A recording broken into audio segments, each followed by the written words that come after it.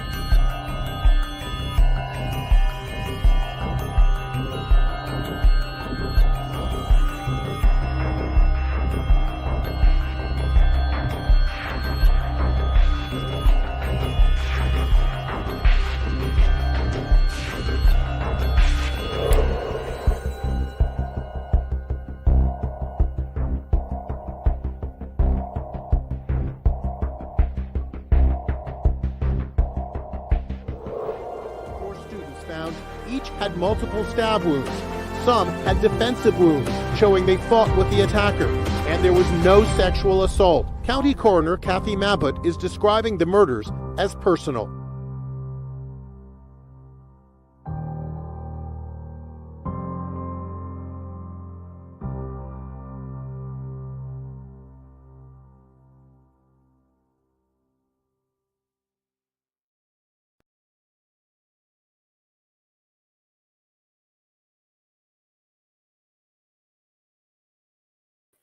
Hey guys, welcome back to What's the Obsession live stream and chat, talking about the University of Idaho case. As always is the goal with this channel, and I know many of you, is to help to move justice along for the victims and for the sake of peace for their family and friends. Also, of course, understanding and recognizing that we are human beings, and if you aren't a human being, welcome. I love animals. I've been a vegetarian for oh my God, like 30 years. So we could be friends too. So we like to talk about human nature kind of things, behavior, understanding one another. When we're babies, when we're young children, it's the job of a baby or a young child to explore the world around them and to figure out how things work, to figure out what their boundaries are, to figure out cause and effect. When I do this, I get this. If I need this, I must do that. Which is one of the reasons I find the, family dynamics in the Watts case so fascinating, but we're not going to go there because I know how that can go. But it is a very interesting behavioral study in that regard. So as we get older and as we become adults and as we become mature adults and even elderly adults, we still have those same fascinations. We just focus that fascination on different topics, different topic areas, different areas of life, right? So, that's part of it too. So I really like to comment that you left Edward saying, oh yeah, I wanted you guys all to see my new intro, freak some people out. Oh my gosh, holy cow.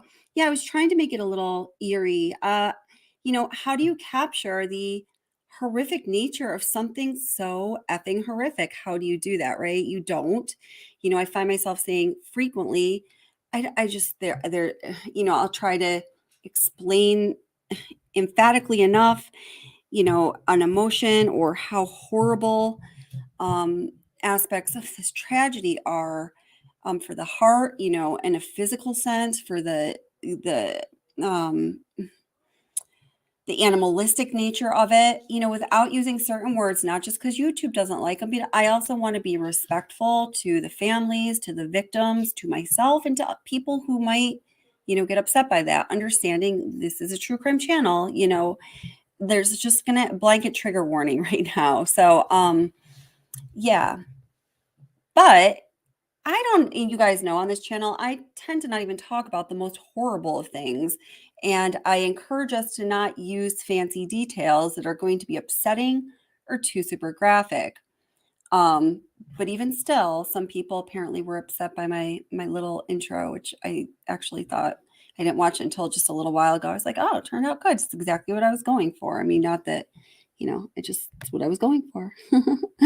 So welcome everybody. How are you guys doing? So let's see.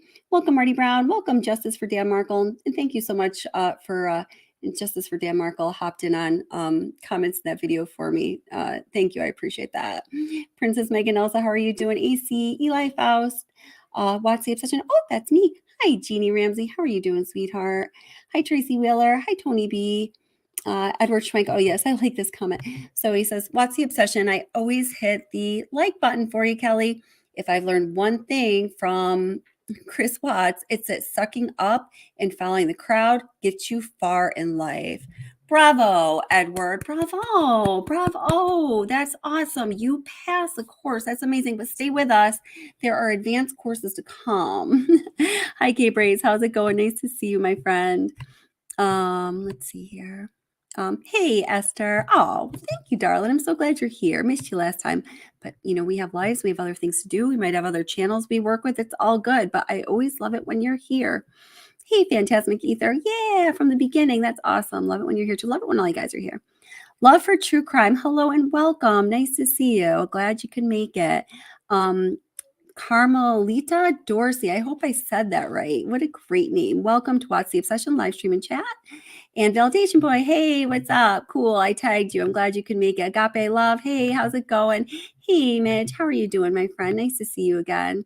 Mia M, woo woo, nice to see you, girl. If you want to come up and say anything, come up on panel. I'm going to let it be all yours. And Alejandra Garcia, hey, how's it going? Welcome, Positive Vibes, nice to see you. Tracy Hammond, nice to see you as well. And let's see, Rouge House, is that how we say that? That's kind of cool. One of my favorite kind of swanky bars in Philadelphia is Rouge. Hey, Sandra Stevens, how's it going? And Tina and Fam. Hey, Tina and Fam. And Tom N. Oh, Tom N. I'm making a video right now, and as long as it's okay with you, I might actually play it today. I don't have the video part altogether, but I do have the audio. I gave you and actually Gregory Worth some credit verbally in it, just as I was explaining the topic in the video, because it was some things that you said and that Gregory added onto it that allowed me to have a conversation with a few people that allowed me to arrive at a pretty stunning conclusion. I think we were alluding to it yesterday. Gregory and Tom N., you probably know what I'm talking about. And Gregory, hey, how's it going? That brings me to you. Hey, Roger, great to see you again. Always glad you're here. And my girl, Ara. Love Ara. Everybody check out Ara's channel if you haven't already. Everyone loves going to Ara's channel. It's a great channel. She works really hard on it, and she does an awesome job. Yeah, so let's see. And welcome, Dragon Claw. Says, your music is always very atmospheric and suspenseful. It gives me a creep, and that's the point of it, I think. Exactly. It's like somebody, commented on that little intro that I created, and this is where Justice for Dan Markle hopped in. Oh, I'll just read it to you. I'm not stuck on it or anything, but since it's a topic, I was telling Justice for Dan Markle, I can get over the nasty comments. People can be really mean. And if you're just having a bad day, even though I'm unfortunately, and I think I've gotten pretty tough skin, whereas I didn't necessarily have that when I started this channel, it can definitely bum you out for sure. Let's see. Where'd that awesome person go? They'll move right on. Oh, yeah. So very simple. I guess now that I'm looking at it, it's sort of even embarrassing because I sort of went off. Maybe it is a little bit of one of those days for me. It's been things have been a little stressful. Work is crazy this week. I don't know if I'm going to do another live stream during the week this week. That's why I really want to do one tonight. I have a lot of deliverables and a lot of people relying on me, and I have a lot of things I have to do that nobody else can do, or I wouldn't put it on anybody else because it would just be irresponsible and rude. So it's just Paul Vest says, horrendous posting. And I went a little overboard maybe by saying it was beyond a horrendous tragedy. Would you prefer rainbows and duckies? I can make a custom preview for you. I sent you prefer pastels. Got it. All right, I was just being funny. But then Paul Vest came back saying, this post is beyond distasteful. No matter how you choose to defend it, the presentation is worse than a B movie slasher-like film. This is even a poor attempt to parallel that, which it completely was not. I don't even know what that really means. Not my genre. And barring the creepy music and childish visual effects, it exposes itself as sensationalism in the face of true tragedy. Poorly, poorly done. And then I reviewed it again, but I'm not going to read that. I explained too much there. But anyhow, moving on from that. Thank you, Paul Vest. Now you're Watsy Obsession famous. Good for you. All right. Let's see. Let me get back down to current times. My son is home and he is loud. Well, my son is home too, and his friend spent the night last night, and he's spending the night tonight again. I'm not sure why it's a school night, but they're having fun, and they'll probably cancel each other out. Trust me, it's fine. Okay, enough of the welcomes. No, you're right. You're right. All right. So, hey DC Prime, how are you doing? Thank you, love, for true crime. I appreciate that. Okay, so let's see. Where are we going to pick up here? Pick up.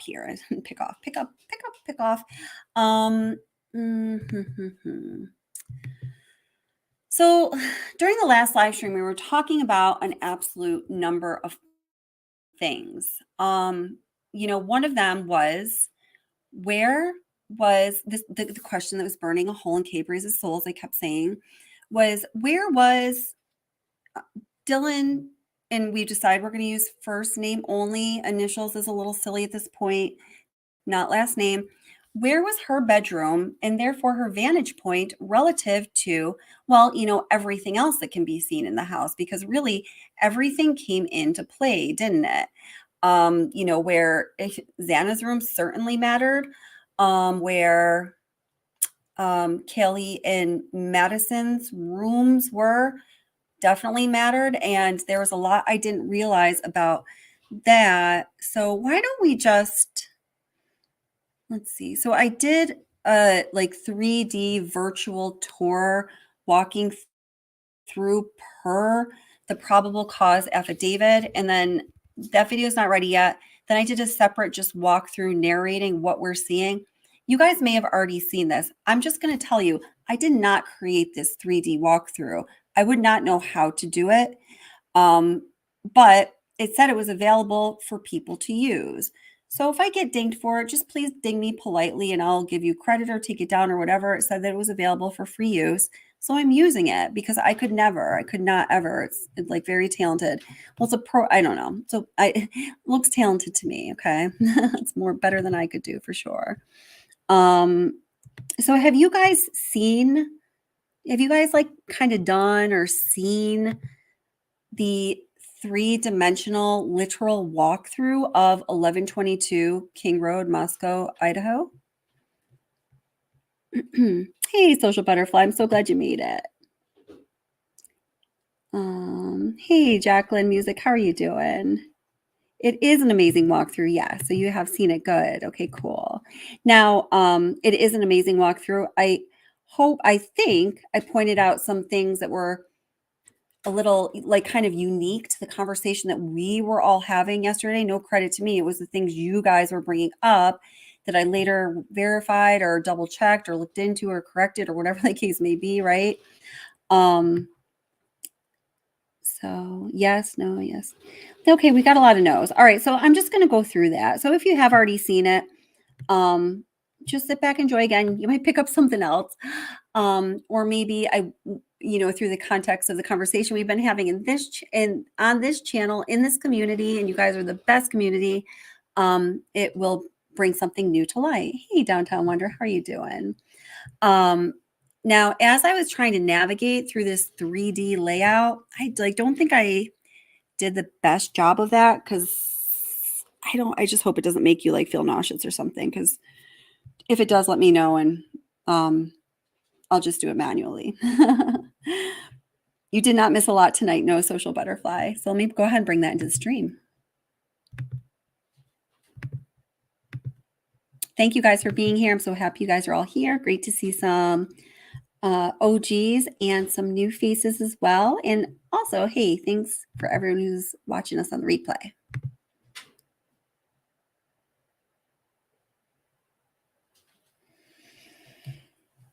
Let's see, is this what I want, or is this what we're doing right now? Let me see. Nope. Oh, I know. All right, just one more. Oh, the video is still processing. Seriously? Let's see. So maybe we'll switch up the order if that is in fact true. Oh no, it looks like it's processing. Oh, it's processed. Cool. All right. Oh, I recorded it through StreamYard and I didn't bring it into Cinema View. So, oh well, it's okay. Whatever. Did my best. This was something kind of new for me to do. I enjoy editing videos and trying to be a little nuanced with that, but some of the more simple,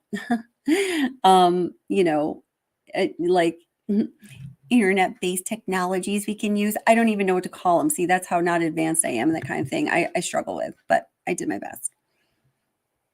The important thing is that we have the facts straight and that we are not perpetuating bullshit. No, I'm not talking about you, channel, who's listening right now. No, I'm just kidding. I'm not talking about anyone specific. I just want to make sure that this channel.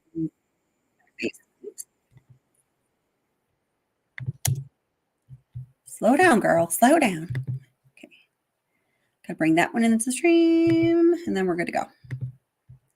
So again, this is the 3-dimensional walkthrough of 1122 King Road in Moscow, Idaho, which is, of course, the home of Kaylee, Maddie, and Zanna, where Ethan was staying for the night, and also, various roommates at various times. It is true that one thing, I think a lot of people do know this, but, in all of the immersion into this case and everything about it I've done, and I know a lot of you have too, I think we can say that that house during the time when the current roommates were in it, even, which was the last year or two, had amazing renter turnover.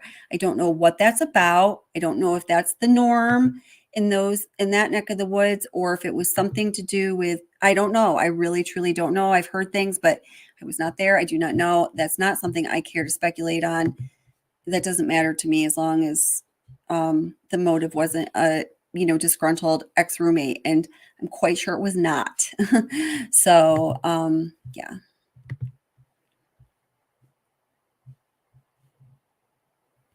Let me close that one because it keeps confusing me when I try again. Okay, here we go.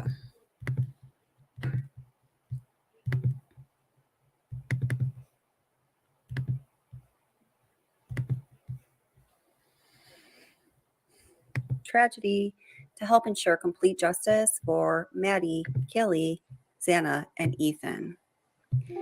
So here's a really good tour of the interior and the exterior of the house and the area around the 1122 King Road property where the, it was 5 roommates lived.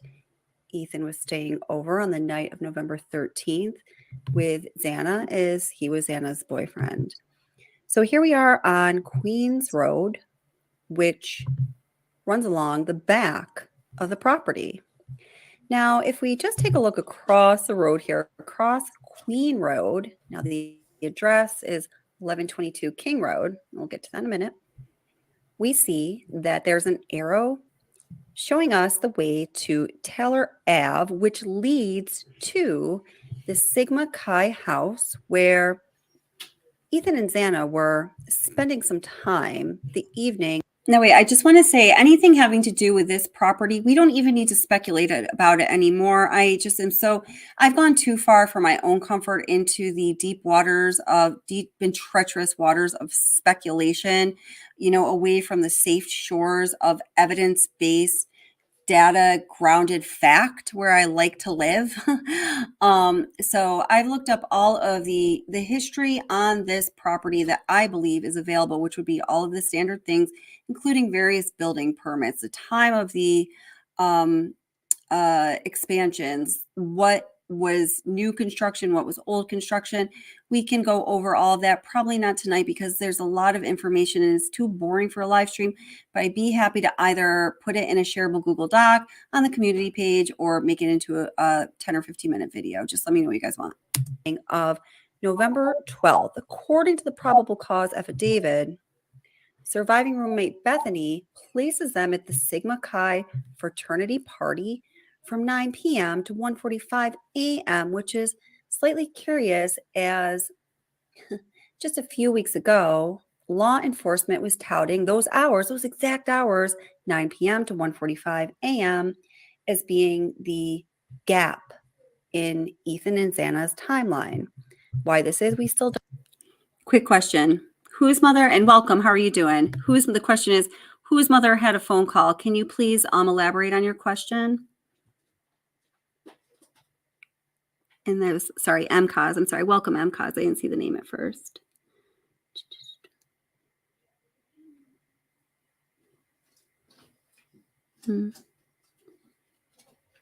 Social butterfly. I'm getting anxious. What is it? Brian. Welcome, Brian. Hi, how are you, friend? Take a deep breath, Brian. Breathe with me, Brian. It's all good. We're just going to relax and breathe through this one. All right. And yeah, there's no need to, there's no need to even go back and forth about various everything will be revealed. I think I've got a lot ironed out that we've been tending to debate about with receipts. I'm starting to hate that term. I mean, it's important to back up what you say. Just the receipts thing is starting to bother me for some reason. She's talking about social butterfly. Oh, okay. Thank you, Ara. Ara always to the rescue. Thank you, dear. Don't know. So coming across Queens Road, we come to the back of the property. Well, I think of it as the back, but I guess it's really the front. So we see the entrance is on the first floor. And then just above the first floor, we see the second floor. And then set back a little bit is the third floor. Now, the reason the house is such a unique shape is because there was a major addition put onto the house so the landlord could rent to more students. So let's go inside the house, entering through the front door.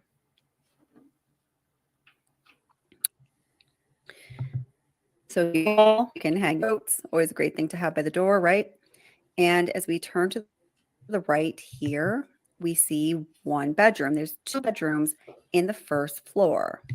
Oh, I forgot. The audio came out a little funky on this. If it's bothering you, please just let me know. It's not what's happening right now. It's how it was originally recorded, which, by the way, was the first time I did an upload recording through StreamYard.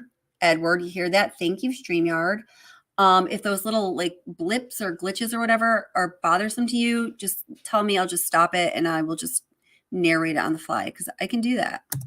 Now, remember, it was widely believed until the probable cause affidavit was released that the two surviving roommates, Dylan and Bethany, were both sleeping through the entire night and exclusively in a first floor bedroom.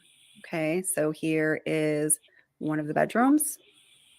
And as we turn in this tight little hall here, so it feels.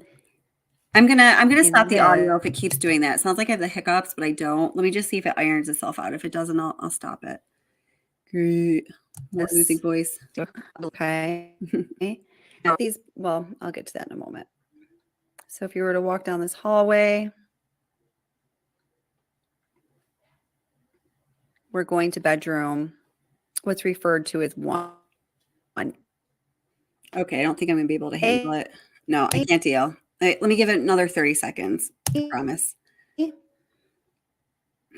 Now we're standing inside of that bedroom for James and such. Well, I guess it would just okay. I'm sorry, Edward, but this is totally a StreamYard thing again. First, I was like, oh, I'm sure that they do a good job with this. I mean, they wouldn't want to do a bad job when you're going to be using one of their products on their primary product and platform where you'd want to have your sub products promoted by creators who pay for your services, right?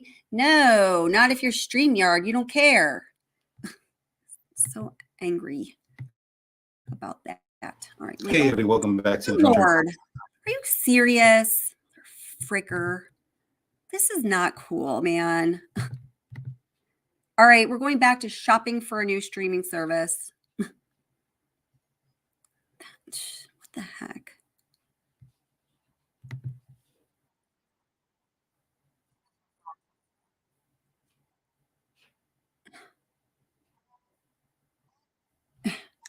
Okay, I'm turning the volume off. That's ridiculous, man. I recorded it like 3 times too. It wasn't my mic or my computer. All right, so I'll just play it without the audio and I'll just narrate it. Cool, cool. All right. So let me get my narrator voice on and keep moving, girl. Okay, so this is bedroom, what's referred to as bedroom 1A. And I was noting here that, you can kind of see why people may have preferred to live in the second or third floor, have a second or third floor bedroom. That's just me, at least. I definitely like windows. I've never been able to have a bedroom in a basement kind of area that was all enclosed like that. I'm not claustrophobic at all, but that just feels weird to me. I could not do it.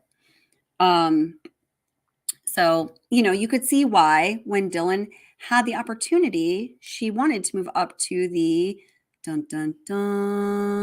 second floor bedroom. Yeah, just in time for the stairwell going up to the second floor from the perspective of the hallway on the first floor. And that was the front door that was to your left. So now that we've gone up the stairs, please, no, I'm not even gonna be funny about this because there's truly nothing funny about it. I'm sorry. So seriously, it's just nothing's funny. All right. So here we walk up right onto the living room. So the stairway from the first floor going up to the second floor walks right into this open living room. So this is the living room where, all of the roommates were hanging out.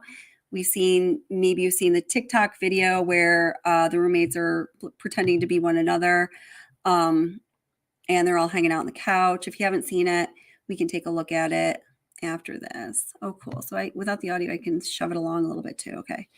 All right. So now, know that there's a lot of the same decor, wall hangings and whatnot that were, I believe, the choice of the roommates who were living there. That would be some weird stuff for the house to come with.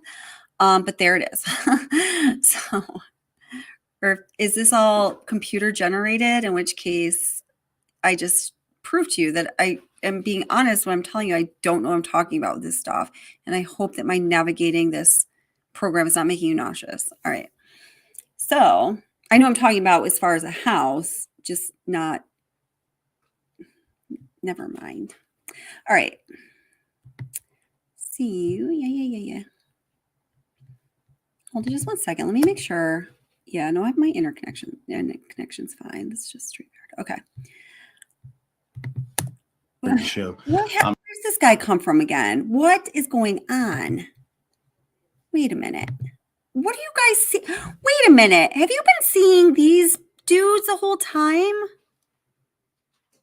Oh my God. Oh no. The StreamYard did that to me. They did a switcheroo. Now, these guys, I just caught their let's go with it. I'm going to go with the flow here. Go with the flow. Learning to be flexible. I'm already flexible enough. So, what are they called? Drunk. Is this a drunk turkey show or something? I don't know. There's some new ones I caught. Interesting names. It's not, I'm not saying I'm trying to devalue them by saying this. Some of the names are similar enough in my mind, even though phonetically they're not similar at all, that I'm having I wouldn't be doing them justice trying to pronounce their channel name right and probably butchering it. So I'll figure that out and come back to it. Anyway, This is not what I wanted to be showing you. First of all, because although I do like this channel, they have some good chats. I was in a chat there just once a couple weeks ago. I don't know if any of you were there, but one of the hosts or creators said something that I just found to be categorically not factual. And there I am being that asshole in chat, being like, excuse me, but I'm going to super chat you, letting you know that you're wrong and I'm right. That was me. I did that. But I felt like it was important because it was something I was certain of, and I know that all of you guys here were certain of, and I don't want to go into it because it's caused a little bit of, I want drama. It's caused a little bit of back and forth, and I don't want that to turn drama. One of the goals of this channel is to keep the facts straight, to limit speculation, to utilize speculation as a tool and a way of communicating with other human beings when it's useful and reasonable. But other than that, we want to stick tight to the facts. If I can assist the greater community in doing so, even at the cost of being that person who's right and you're wrong, I'll take one for the team. It's all good. All right. Okay.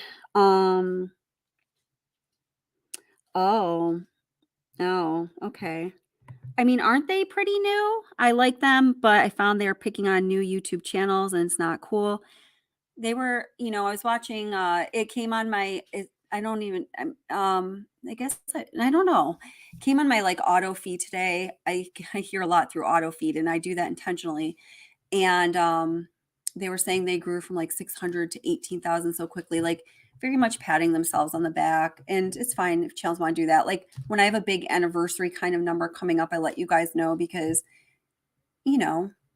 that's cool.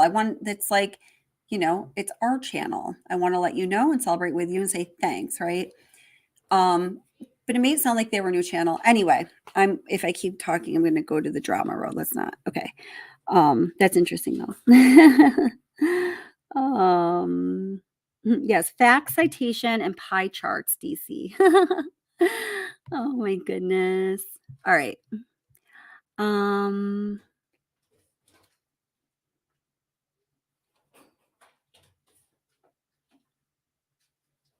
Okay. All right. I'm going to bring into the stream what we actually should be watching. So yeah, I'm not even going to go down the road. I was just going because I need to stay focused. Okay.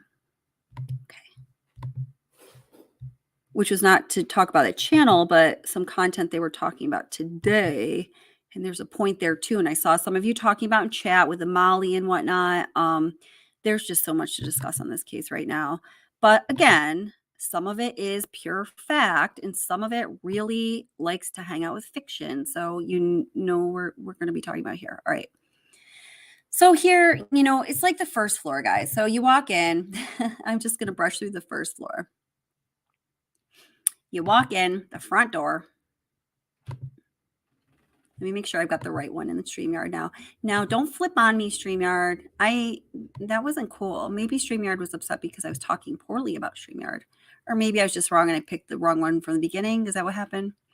All right. So you go through what's really the front door. I always think of it as the back because it just looks like the back to me, like a parking lot, but it's the front door. And when you do that, you walk into a hallway. Nice little coat rack there. If you turn to your immediate right, it's a tight turn in the hallway. You have bedroom 1A. So again, I was saying I wouldn't personally like to live in those bedrooms because there's no windows. You're really in the basement feeling. So you can understand why Dylan would definitely, be jumping up and down, hand in the air when a second floor bedroom became available. Because again, they did have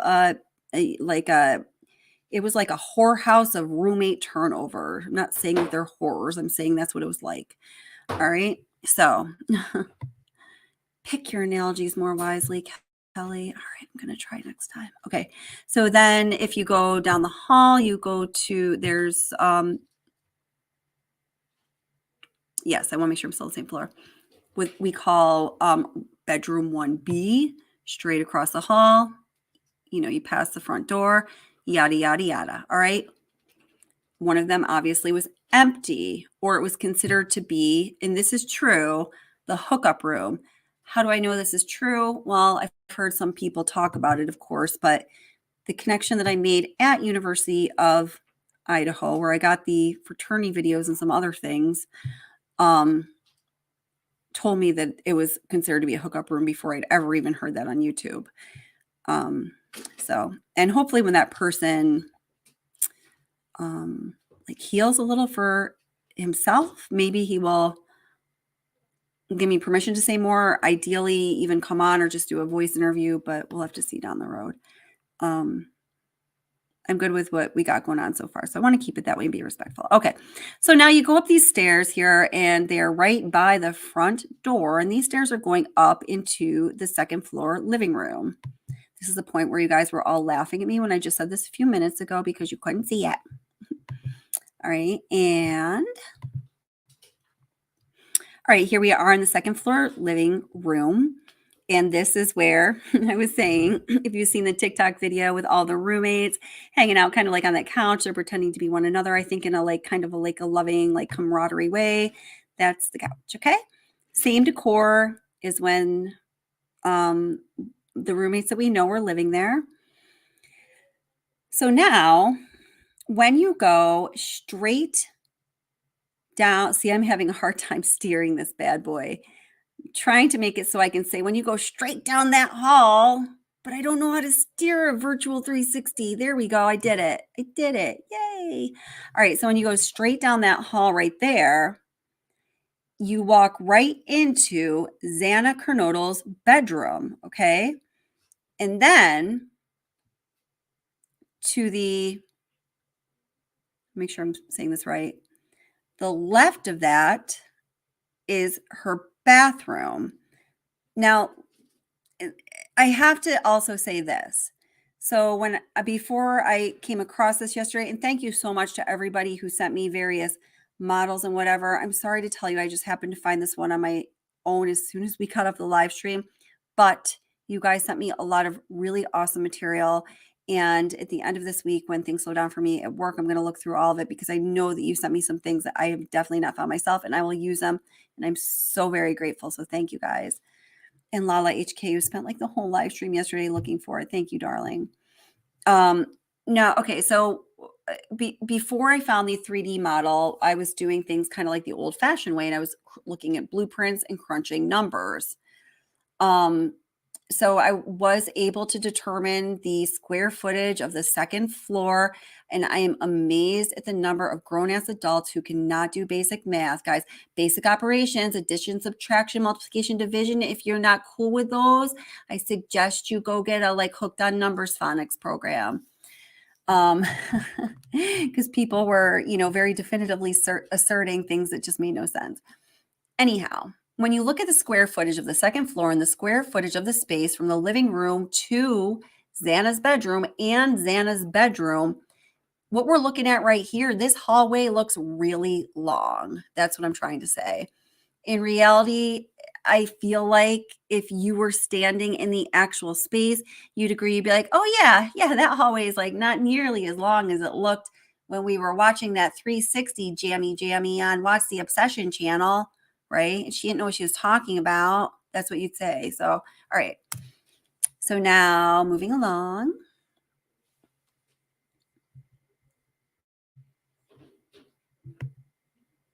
She is watching some other channel that picks on new channels. What she thinks she's doing. And oh my God, that intro. All right.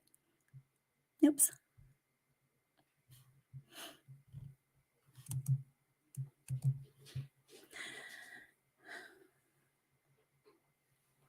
Is this just taking my computer like a lot of RAM or whatever to run this? Maybe that's the problem. I feel like the videos I make are like more refined, but maybe this, whatever it is, it allows us to go 360. That makes sense. It's probably just using a lot of nutrients. I don't know if RAM's the right word. So now we have walked into Zanna's bedroom. And if you see me kind of abruptly moving around the rooms, it's because if you just keep turning, you'll get to a point where you just kind of like walk into a wall, like a late 1990s video game before they fix that shit. Lots of glitches. So you have to actually go to another point in the room where it says you can stand here, and then you have to readjust your view. Okay. So now we're walking from Zanna's bedroom back into the living room. And yes, I intentionally did not spend a lot of time there because we know in the probable cause affidavit what was found there and how horrible it was. There's no need to discuss those details this evening when I put this video with the narrative of the actual probable cause affidavit and some other supplementary material. We'll linger on that longer, but that's just not the point today. So I understand what happened in that room, and it was terrible. All right. So now we're walking back towards the living room from Zanna's bedroom. Now, the emergency, oh, no, I'm not being funny. I'm sorry. So if you take a sharp right, now you're looking at the stairway that goes up to the third floor where Kaylee and Madison's bedrooms are. So this stairwell, it says it's like a hairpin, or is that just in car racing? I don't know, but it turns, it turns right back on itself. So the stairway that goes from the first floor to the second floor, and then the stairway that goes from the second floor to the third floor, at least the first part of it, are exactly perpendicular to each other. Well, the second part is too, actually. Never mind. Let me just pause here and check chat here, make sure everyone's with me. Are you guys all with me? Do you know what we're talking about and everything? Does anyone have any questions? Burning questions, because I got to keep moving.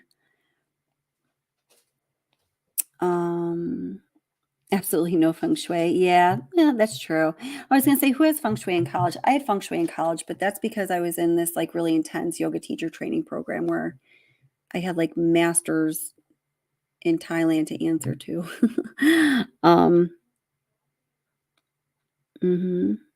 Yes, really good point. Really good point. So I knew this because I read it and heard it so many times, but I haven't given it conscious cerebral focus. So thank you.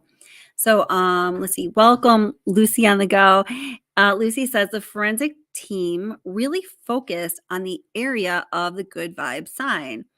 So that is true. I actually did give it this much cerebral. I was wondering if I believe that to be the case because it was one of the things on the interior of the home that was distinguishable and visible from the exterior of the home through a window. So I thought that I was just making up my own story, but when I looked further into it, you're correct, Lucy. Let's see. Mirrors, pebbles, waters. Yes, all of that, Eli. I think you need to write the landlord. Let's see.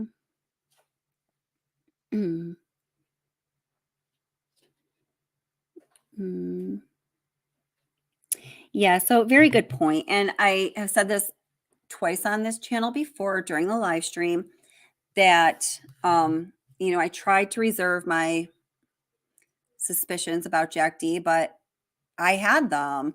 And, we talked about it during live streams.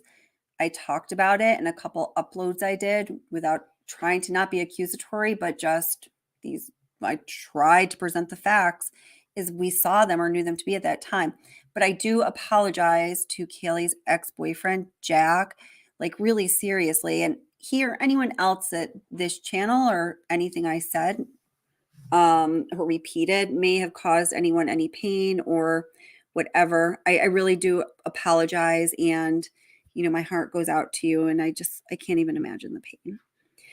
So, let's see. Yeah. Yeah. Yeah. Yeah. Well, the thing is, I talked to a couple people, or a few people commented on videos or sent me emails who were just torn up about the fact that they were suspect of him and, maybe they said so or made a video about it or whatever the case may be. And I understand that because I felt like, oh gosh, maybe I should have been more careful. But statistically, and I really am not, I've thought this through in order to check myself. I really thought this through and making sure what I'm saying to other people is, earnest. It's, statistically, it's going to be the boyfriend. It just is.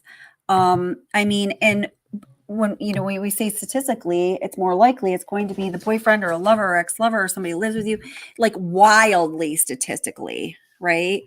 So, we are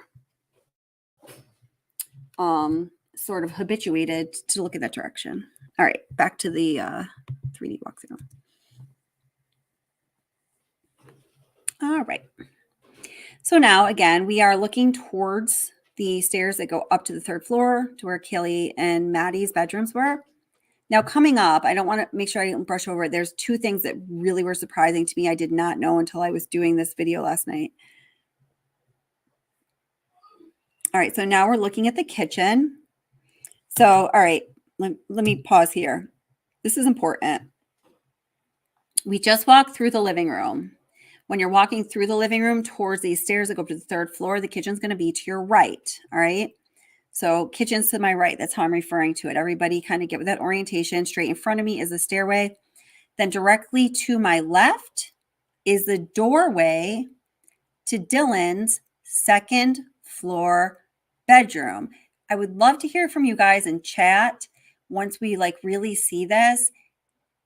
When we see what the view that she had out of peeking out of her bedroom door is, and what her what's it called, like visual field was like, I was completely freaking shocked. I was imagining it completely differently, even after crunching all the numbers with the square footage and everything. This, I'd like to know what you guys think. Okay, so immediately to the left is the doorway to Dylan's 2nd floor bedroom. And by the way, and Ara helped me to figure this out, and I verified it today by looking at all the doors and making sure the models were correct that I was referring to, the doors. The hinges on interior doors are on the inside of the room, and it's either inside, left, or right. I don't know. No, it actually switches depending on where the door is spatially. And all of the interior doors in the whole house, they open up into the room, not into the common area or hallway. Does that make sense? Well, I can't see chat right now, so even if it doesn't, I'm sorry. Somebody will explain it to you in chat. I'm sure we can talk about it later, but you probably get it. Ara can explain it to you. There we go. She's good at that stuff. And many other things. Okay, so this is the doorway to Dylan's 2nd floor bedroom. Who knew until we knew, right? And I believe in my mind, I have truth and transparency credited for kind of figuring that one out. I mean, I think some people were talking about how there are a lot of pictures of Dylan that appeared to be in this bedroom, but I think she was one that was bold enough to put out the video. And in my mind, that's how it went. So truth and transparency, Lana, friend of the channel. We forgive people for their past transgressions. Nobody's perfect. And I think she's doing a good job.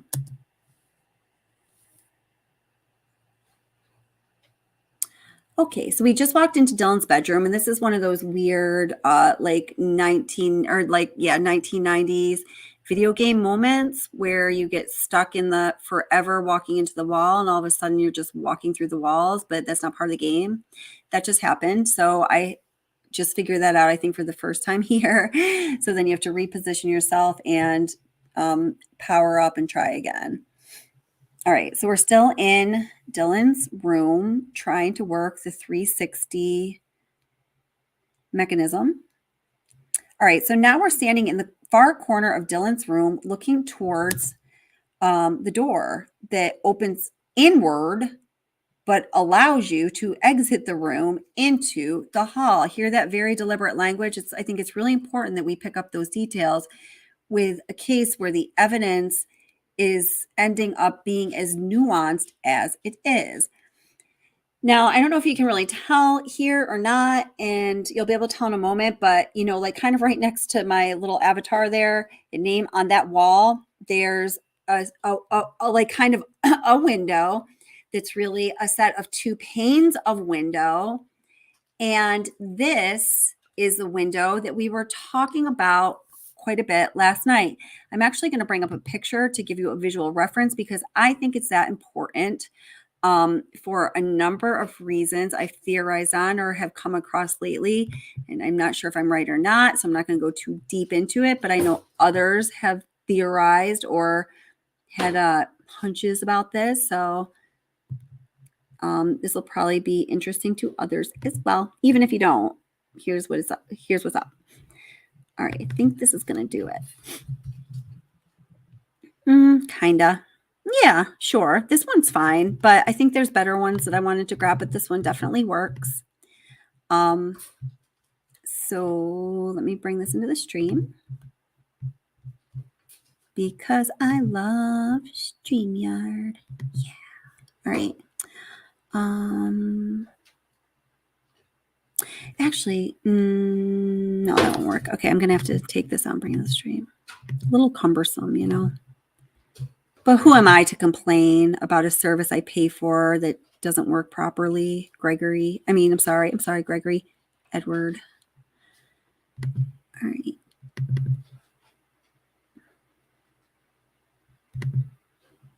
New.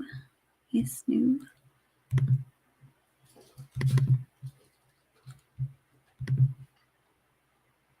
Being a little slow. Come on. Did I open that picture? Yes, I did. Okay. All right. Good. Because I was just about to have a temper tantrum and start swearing and stuff, but I don't have to do that. Good. Okay. So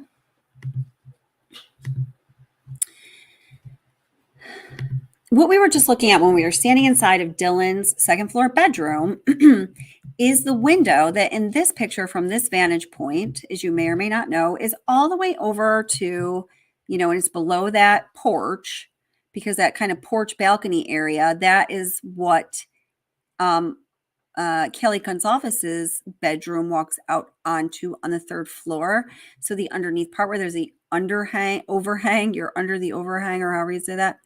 That's all the second floor. So the 2-pane window all the way over to the right that's by the grill, that is the window that goes into Dylan's bedroom. The one right next to it, but before the slider goes into the kitchen, and we'll see that. And then there's a sliding glass door that many surmise the perpetrator went in through and left out of.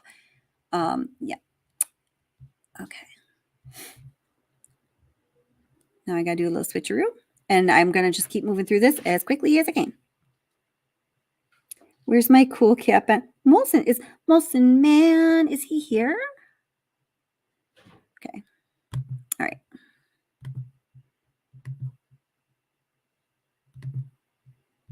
Hey, KB Investigates. Welcome. How are you doing?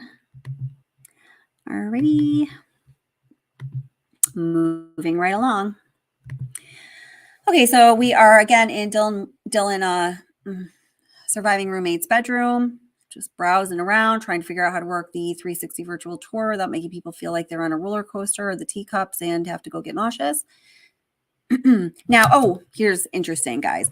All right, I'm going to be honest, like I try to be. I didn't have the correct perception or idea of what I'm about to tell you until I was putting this together last night or early this morning. It's all running together. I just can't remember, but within the past 24 hours, I believe. So I'm going to go directly up one flight, directly up. Like, what is that? Beam me up, Scotty. And Star Trek. I've never even watched Star Trek. Where did that come from? Oh my God, my brain is hemorrhaging. So right now we're in Dylan's second floor bedroom. If you go straight up through the ceiling, this is where you're going to be. Oh, so how about a couple people in chat, just if you don't mind appeasing me. Don't cheat. Don't phone a friend. Don't look at, this is not an open book live stream quiz, okay? This is just what you really think. If you go straight up from Dylan's bedroom, what room are you in or what area are you in? Quick, a couple people put it in chat. I just want to see if I was the only person that didn't have this understanding and also how much we need to go over this. Do, do, do, do, do, do, do, Do, do, do, do, do, do, do, do, do. Yeah, prize come up on live stream or whatever you want. Free membership. And yes, I would make it a better one if I could. Okay, so we've got Maddie's bedroom. We've got Kaylee's room. We've got hallway before Kaylee's room. Guess Maddie's room. Yeah. Well, you don't say it like that and give it away, American Princess. We got a few for Kaylee's room.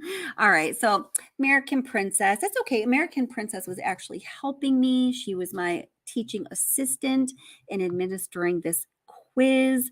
So, I truly did not know this. I just simply did not know this. And when you know this, and you go back and you read the PCA, let me tell you, because I did this experiment on myself. Not like Ted Bundy style, but like, is that the guy that tried to like, never mind. Or was that Jeffrey Dahmer? That was Jeffrey Dahmer, wasn't it? Not Jeffrey Dahmer style. Oh, wow. That means I need a vacation, which I'm taking in February. My son and I are going to Disney for the first time. I'm really excited. Anyway, when you go straight up from Dylan's room, dun, dun, dun, drum roll, please. Drum roll. You end up in... Now, you're not in the hallway, Gregory, but you're close. You're in freaking Madison Mogan's room. Can you believe it? Can you believe it? Did you know it? I didn't. I'm not really good spatially like this. This is like a struggle for me to kind of get my head around and, certainly like create anything about it. Maddie Mogan's bedroom is directly above Dylan's second floor bedroom. Now, I think maybe one of the now, if you didn't realize that and you do think you're good with this kind of thing, just let me tell you, baby, you've been lying to yourself your whole life. You better go see a psychiatrist, one of those special doctors. Just kidding. By the way, I'm in that field. So, because think about it. I think in our brains, we're almost like, oh, yeah, we always knew that Dylan's bedroom was really on the second floor. Maybe some of you did, but I'd say the vast, vast majority of people did not know that. So we weren't thinking of it in those terms. So you're thinking, okay, well, Kaylee's bedroom. Okay, I'm looking at this. I'm seeing, or maybe I'm not seeing. If you're me, maybe I wouldn't even be able to tell unless someone pointed it out to me. Kaylee's bedroom is over an empty bedroom is probably what many of you observed and moved on, because my God, there's so many details and confusing things and ancillary, antics and, like kind of like bullshit stories and people trying to get their 15 minutes. And what do we say now? Out for clout. Clout, to my mind, used to just be something that was used in the context of business negotiation. But I guess now it's like, TikTokers and sleuthers and stuff. This confuses me and makes me feel old. So your brain is just going to be like, okay, I need to put that aside because like I am not Albert Einstein. And if I was Albert Einstein, I'd probably be using that amazing mind to, yes, find justice for people who deserve justice and peace for their families, but also do things, other than watch Kelly's live stream. So Maddie's room is directly above Dylan's room. Just absorb that. So here's Maddie's cute little bed. And where you see there's a circle on the bed that's kind of close to us from here, that is precisely where that damn knife sheath was found. And I don't even want to talk about the other circles. So we're just going to talk about where the evidence was found.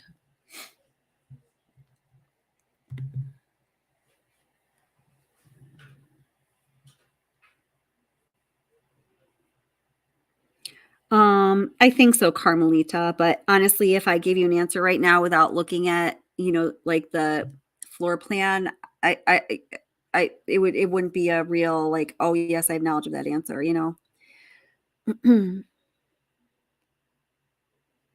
Possibly. Mm-hmm. Yep.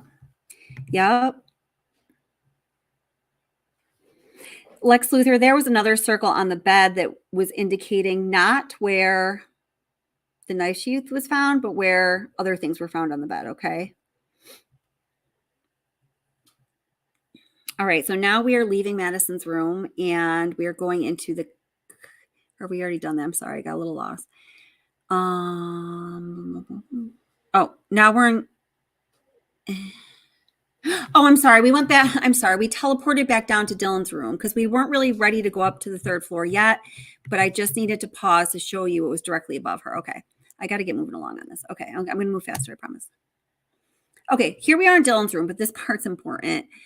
So we're going to go into the hallway now. Okay. Pause. This perspective right here, and I think I'm going to make it a little better for you as I unpause. This is the view that one would have when looking out of Dylan's second floor bedroom. It does not look at Zanna's room. It does not look up the stairs towards the third floor unless you crank your head. It looks a bit to the hallway. If you turned your head like towards your right shoulder, you could comfortably look into the living room, but primarily it looks into the kitchen. Who knew that? Is this exactly what you thought it was like? Maybe you've seen this before, but if you didn't, I just had at least a slightly different idea in my mind.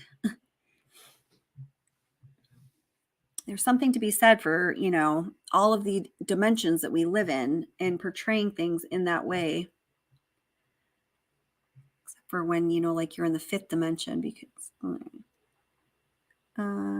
what happened here? Maybe I took a nap. I don't know. Oh, I think it's StreamYard. I'm going to blame StreamYard. Anyway, StreamYard's fault. Yeah, no, it's really, truly a StreamYard. Shoot. Come on, man.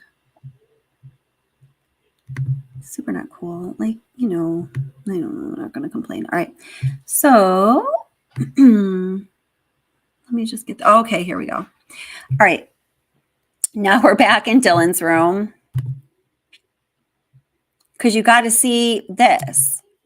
Well, that's what it looks like when it looks like all the fluorescent lights and God's green earth are on, like in this picture, right, with the stark white walls. But what does it look like from her perspective when it's dark out, when it's like, say, around 4 a.m. on November 13th, which is one of the darkest months, by the way, in that hemisphere? It looks like that.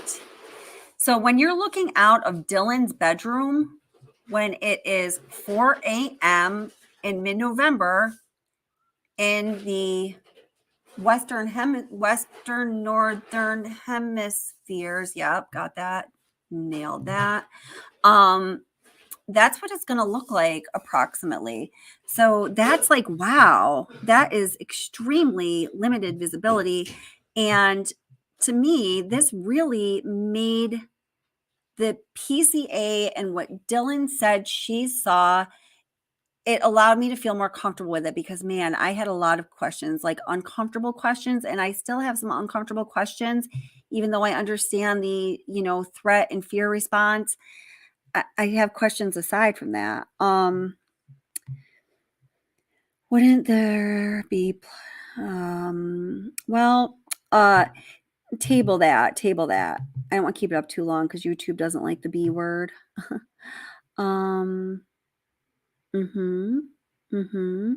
Yeah, Carmelita said here.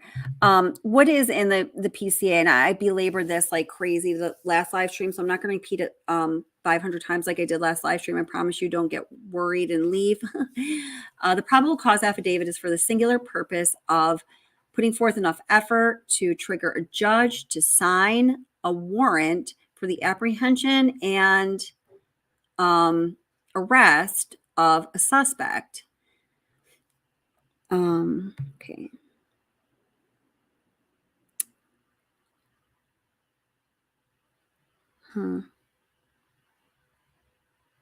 Yeah. Yeah. Phone pings, DNA, blood evidence. I think he's going to be convicted on both. If the only DNA they have, which to me would be truly remarkable. But DNA evidence, when I was talking to the 3 legal experts who I have been really generous in their time in talking to me about this case recently, what they said was they said, you know, this is a complex case. All but one of them have never tried one tried, one defended a case kind of this complexity. One of them certainly has. But they felt, given the purpose of the probable cause affidavit, if at that time they had, a lot more DNA evidence or even a little more DNA evidence, there probably should have and would have been some mention of it in the PCA, because that's the kind of thing that you want to mention in the PCA, where, if you have a judge who is just like, in some kind of a mood that day, which, judges are human beings, or if they are kind of making decisions that feel unpredictable to you, you want to have those surefire, slam dunk pieces of information and evidence in the PCA.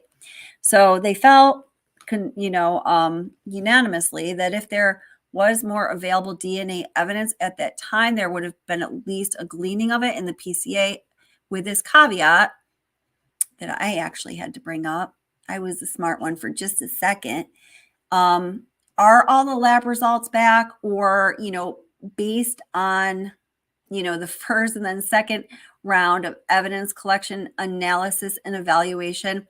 Sometimes there's going to be even more successive things sent into the lab for analysis and waiting for them to come back. So we just don't know that level of detail for sure, right?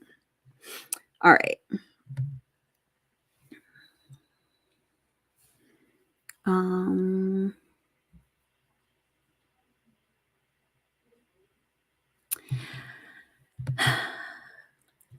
From the two accounts of people that I would trust that are local, I've heard a lot of speculation about this, but I've heard that it is a known thing that yes, she was rather impaired that evening.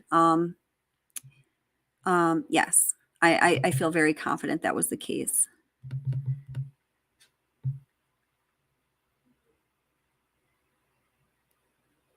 Why does a witness need an attorney? Oh, I think that's standard practice with a case of this magnitude, Patty. Yeah. Yeah, no. I would get an attorney if I were her. Yes, I would.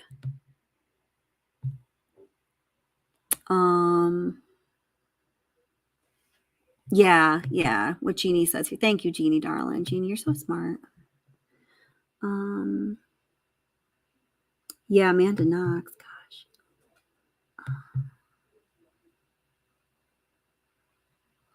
Let's see.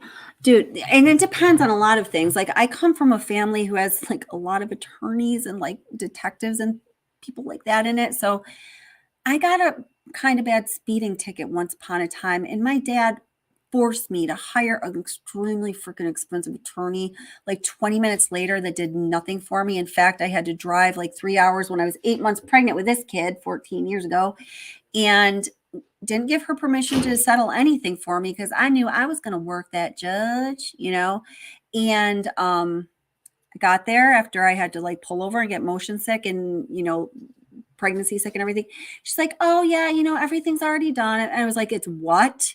Never mind. Let's not go into that. But yeah, some people get attorneys for anything and everything.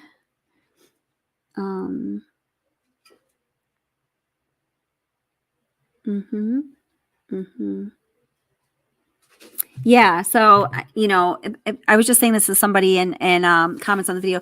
Brian Koberger's birthday was 11/21/2022. He unalivened them on 11/13/22, and it was 11/22 King Road. And who knows, if you want to make it even trippier, maybe the plan was to unaliven them on 11/12/22, but he just wasn't as prepared as he was anticipating he'd be. All right.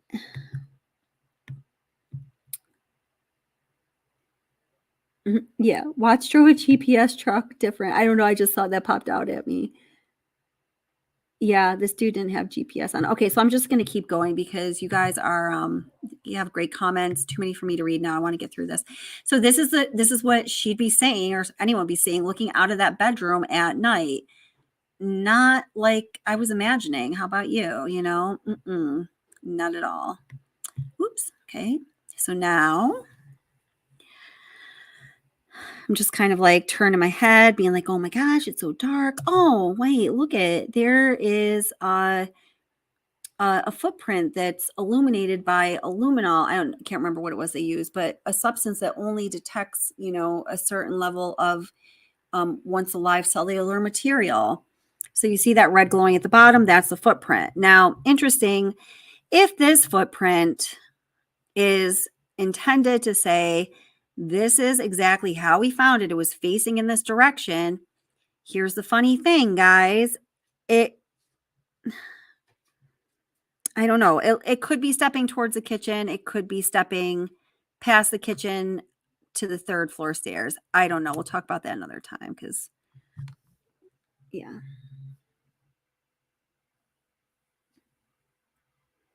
Perspective from Dylan's room from the dark. You can only see a tiny little bit into the living room, tiny little bit into the kitchen, and like that's it.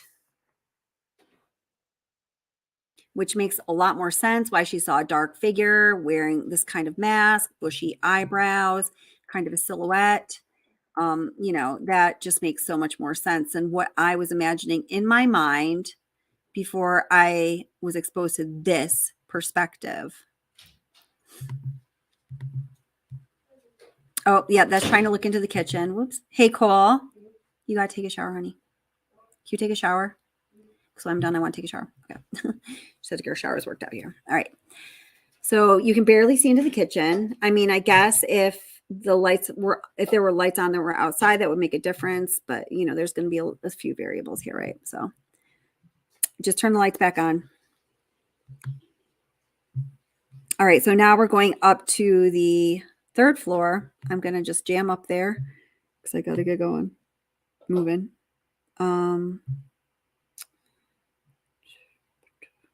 Okay, so there's Dylan's room. Dylan's room right here is right to the left, going up 3rd floor. Okay, here we are. We're in the hallway on the 3rd floor. We are turning ourselves around, doing the hokey pokey, and we're going into Kaylee's room. Here's Kaylee's room. Here's her bed. The very faint red circle that you see on the bed is denoting where Murphy was found. That's right.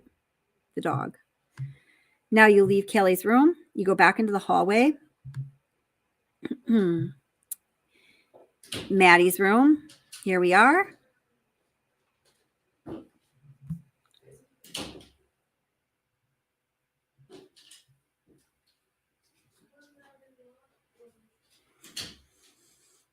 That's where the knife sheath was found.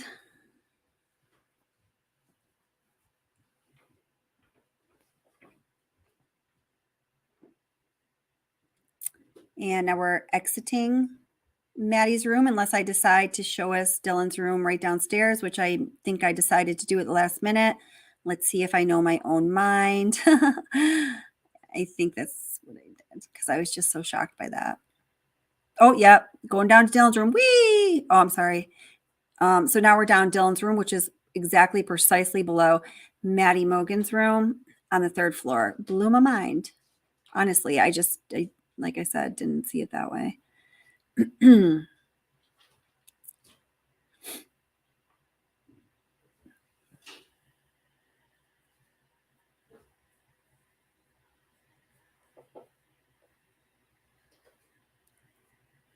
All right. So going back down the stairs to the 2nd floor, checking it out, getting perspective, looking at the kitchen. So here's that sliding glass door, and there's one of the 2 sets of windows I was showing you from the exterior view. We'll go back to that. Is in the kitchen. The second set that's closest to kind of like the yard area that's kind of really like looks like out in the middle of like no man's land woods really quick, conveniently. That goes into Dylan's room. Okay. And alrighty. Okay, so that's that. Okay, so I was like really, I felt good about getting that perspective because for me, like I have indicated, it was certainly needed. Okay.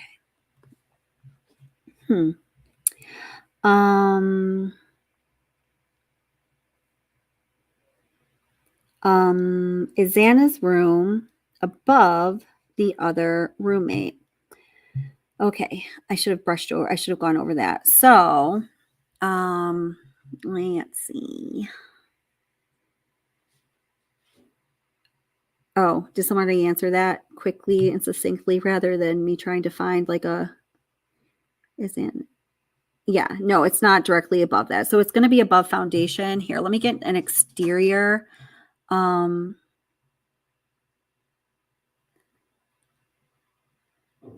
Well, it's sort of, I don't want to make too many bones about it. It's kind of I think I can, let me see. Wait.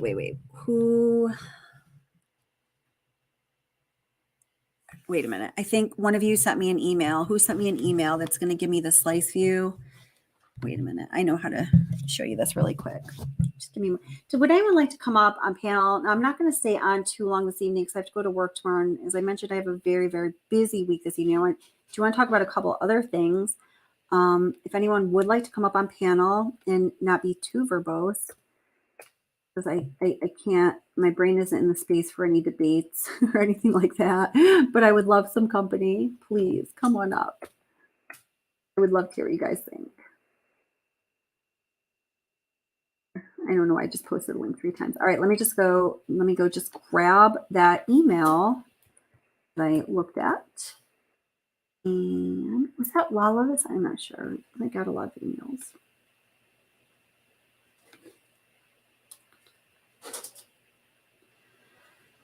Okay. Why did you skip our meeting? Oh, that's from a sponsor person. Okay. I was like, what meeting did I skip? All right. Oops.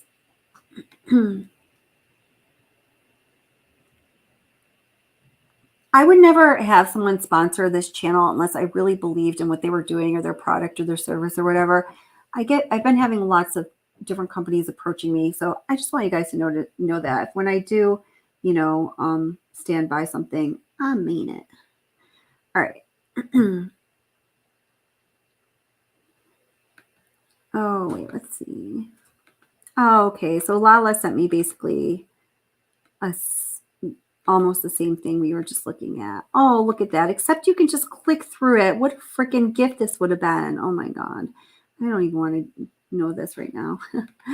So where did I see that slice view? I'm not sure. Let me see if it's in my email real quick.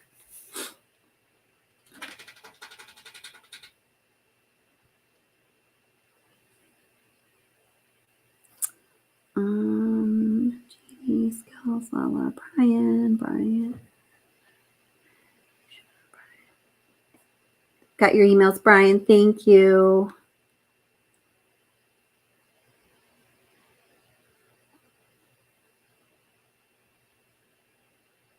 Oh, DT, I'm sorry that I'm just seeing some emails of yours from a while ago. I'm very sorry I didn't get back to you. Please don't take it personally, or anyone else, please. Okay. Anyway, it's not there. So, good. So I'm going to be bringing up some of our favorite peeps. Gregory Worth, Laura, and Valedition Boy. Welcome, guys. How are you doing? Hey, good evening. How's it Everybody. going? Some of our favorite panelists. So what are you guys thinking? First, let me ask you this. I'm going to ask 2 questions. Question number 1. Did you know that Maddie's room was directly above Dylan's 2nd floor bedroom? Did you know that, Validation Boy? No, I always pictured Zanna's room. If you were going into the 2nd floor sliding glass entrance in the back, if you were walking in that way, I thought that Zanna's room was on the right, underneath Maddie's room. Oh, okay. See, I knew it was on the other side, but I still, I'm spatially not good like that. Very interesting. What about you, Gregory? I didn't realize that Maddie's room is directly above Dylan's. No, yeah. And it looks like we lost Ara. I don't know if she jumped down intentionally or. Oh, hey. Wait, you're that. Yeah, yes, I got you, girl. I got you. I just didn't. Okay. So tired. Thank you so much. I really appreciate all that you've done and also your support, Lala. Thank you so very much. Seriously. Thank you. Thank you. Thank you. Okay, let me bring Ara back up. So Ara, did you know that Maddie's room was directly above Dylan's room? Well, I would assume so because again, it was like the spiral stair. The house is designed like a spiral I would staircase. assume so because I'm a smart ass. No, I'm just kidding. Woman, You're being me in that other live stream where I was like, excuse me, I'm going to super chat you and tell you you're fucking stupid and I'm right. Oh, I would never do that. I would never do that. I'm just kidding. I'm just kidding. But last night we were talking about this, I remember, and it was that house reminds me of some like weird spiral staircase. That's why it doesn't make sense. Right. Yeah. So that's right. That's totally right. Yeah. Yeah. But I am not rude, ma'am. So do we think that the weird configuration of that staircase up to the third floor is going to amplify sound or is it going to mute sound? We can only speculate, of course, but what do you guys think? Well, do the rooms have carpet?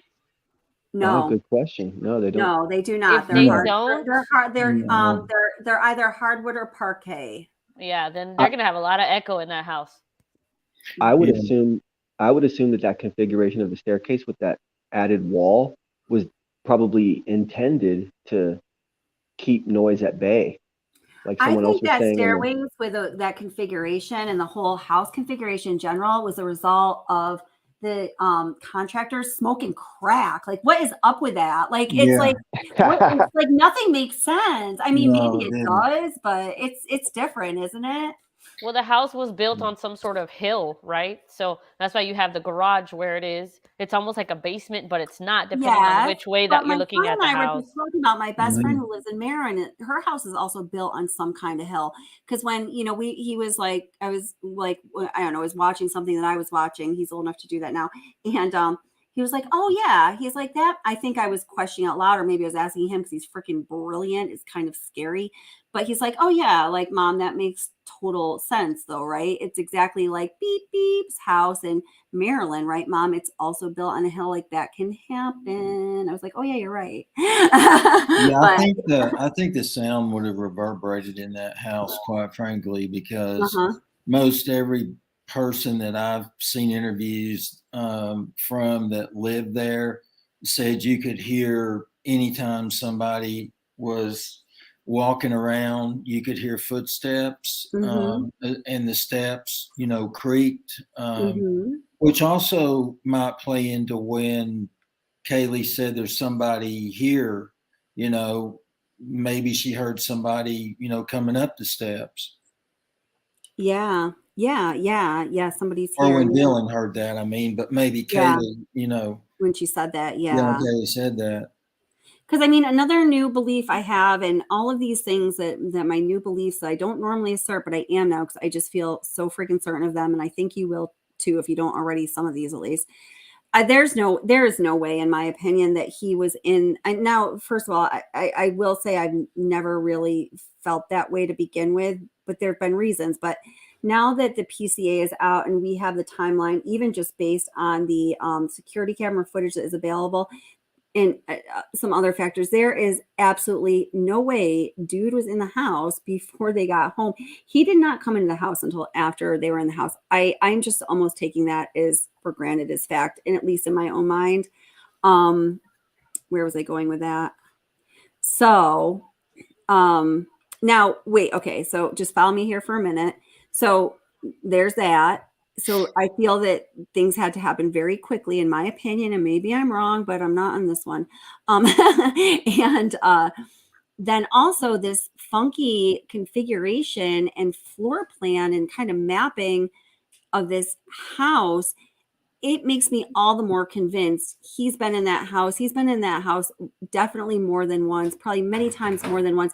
And to get in and out from the way that I believe things happened that quickly and finding where you had to go, just like Maddie's room is not necessarily easy to find, and it's small, and it looks like, well, she always has that light on, but it's just, I don't know. Is that your second question, basically? Yeah, I don't know what that was. That was just a bleh, but go ahead. No, I remember you said you had 2 questions for us. The first one was Okay. Oh, thank you. The next one was I know. So when you are okay, gosh, I'm really tired. I had to make sure this wasn't the question I just asked. Holy God. A view out of Dylan's room, just looking out that door, were you like, oh yeah, that's totally what I thought was up? Or did you imagine that to be a little different or much different? Much different. Yes, me too. What do you think, Ara? From her door, the sliding glass? Yeah, because I'm always the smartest person in the room. Just Oh like my goodness. Miss Ma'am, are you picking on me? That's the second time. Just because I love you so much. Go ahead.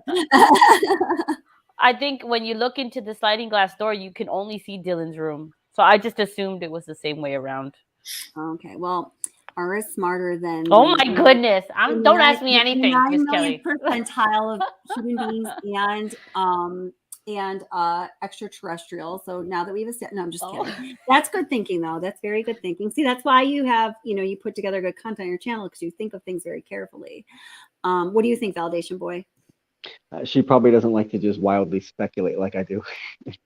I don't love it, but I'm like getting okay with it. You're like the only person where I still cringe, but I'm like, okay, he's responsible with his reckless speculation, so I'm going to be okay with it. I'm testing my comfort zones here. Go for it. It's like therapy for me right now. Go ahead. We're desensitizing me to speculation. I feel like when I do speculate, it's at least fair because it comes from a place that is like an honest. I'm just. Well, if it wasn't, I wouldn't let you come up on panel. I would pretend that you just like never could get past the backstage door. Because I definitely do that. Oops, cat's out of the bag. Okay, go ahead. Okay, so I don't know if this next thing I want to bring up is much of a speculation or not, but like it's still really confusing when we look at the overall picture and we get this idea that this guy is planning things. And if he is planning things, then this whole issue with the bushy eyebrows is really confusing because if he has his eyebrows exposed, he's got to know that if he's struggling with someone, that his eyebrows are definitely going to fall off of his face, Well, maybe he's one of those who's just like seriously not accustomed to manscaping. It's like not even like on the radar.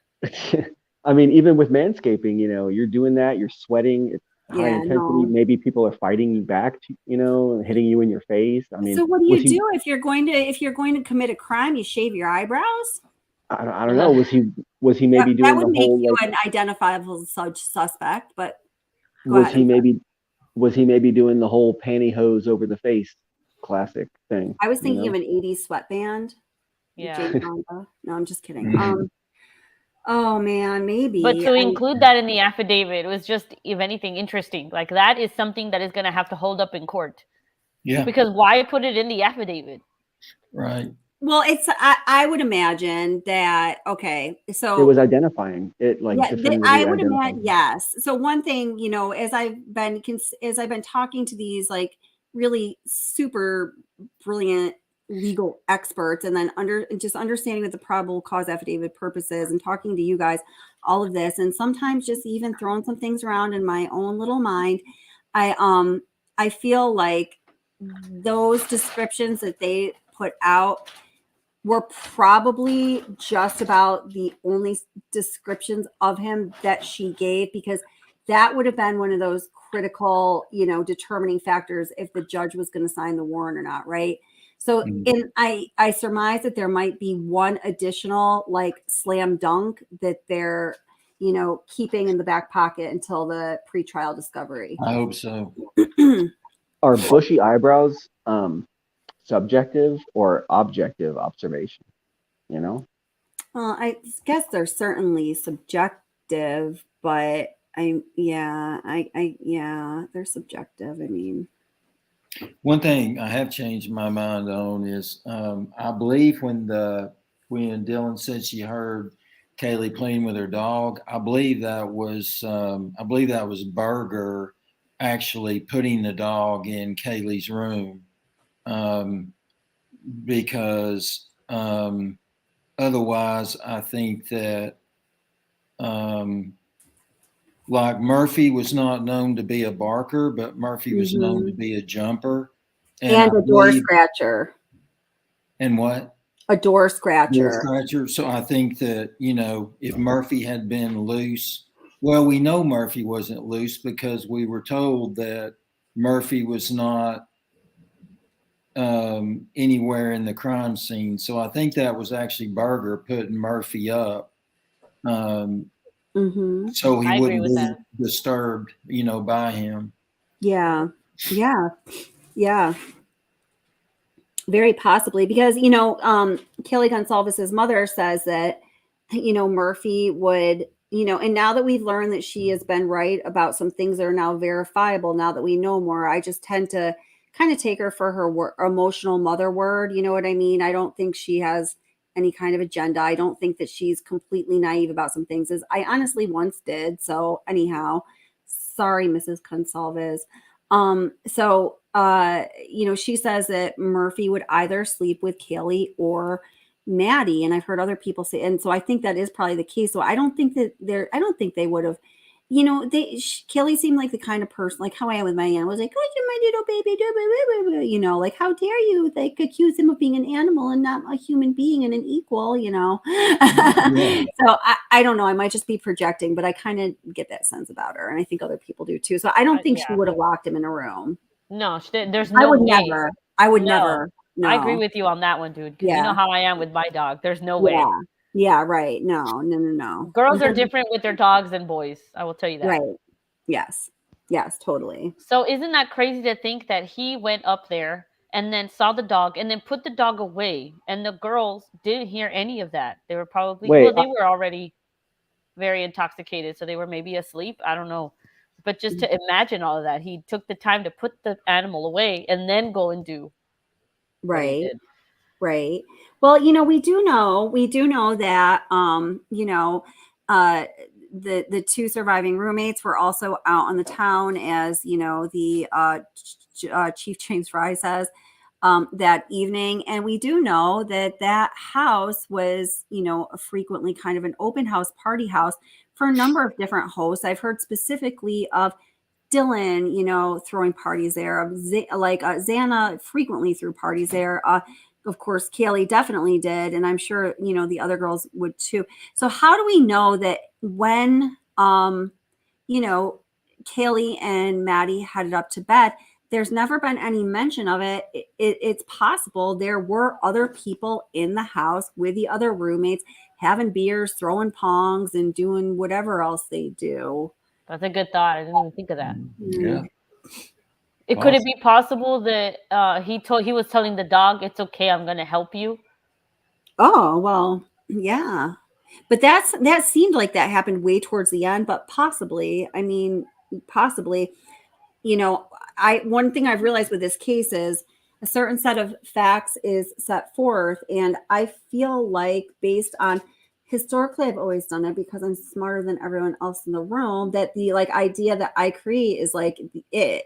But now I know you can be presented with the same set of facts, and there's other things you don't know, and you are going to be totally effing wrong and mind blown when the PCA comes out. Yeah, for real. I'm there with you, man. There's one thing that I'm confused about on that 3D, and I don't know if I'm thinking of the PCA wrong in this regard, but I thought that the officer said that Maddie Mogan was on the right side of the bed as you entered the room, and the sheath was found on her right side. Did I get that wrong? Say that again, Gregory. I thought the PCA said that Maddie, as you entered the room, Maddie was on the right side, and the sheath was found under her on the right side. Yes, well, it did say that, but then there would be a matter of, was she found face up or face down? And then are you talking about her right or the right from the perspective of the author? And it seems, I personally have read PCAs and other things where, I mean, my God, the freaking Discovery and the Watts case, where that perspective changes depending on you know, if it's like 4:01 or 4:02 p.m. Okay. But hopefully they will be more careful. But I mean, we can find that out. I can look that up real quick. I'll look that up real quick. Okay. Well, if she was, because in the way the 3D was done, the head of the bed was farthest from the door. Mm-hmm. Yeah. Right. Yeah. Yes.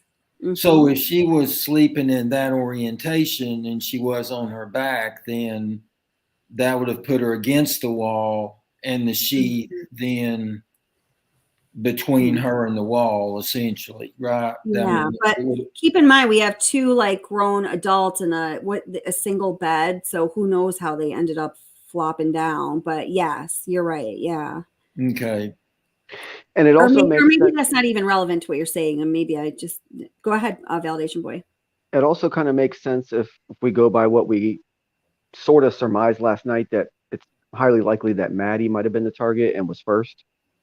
Mm-hmm. Then if he was to dispose of a sheath and then brandish his weapon or whatever, the sheath would have been ditched right by her. So right. It just kind of further pushes that along, that idea along. Yeah. No, I totally agree with that. And going along with what we were talking about last night, oh my gosh, I'm almost busting at the seams to tell you guys about this.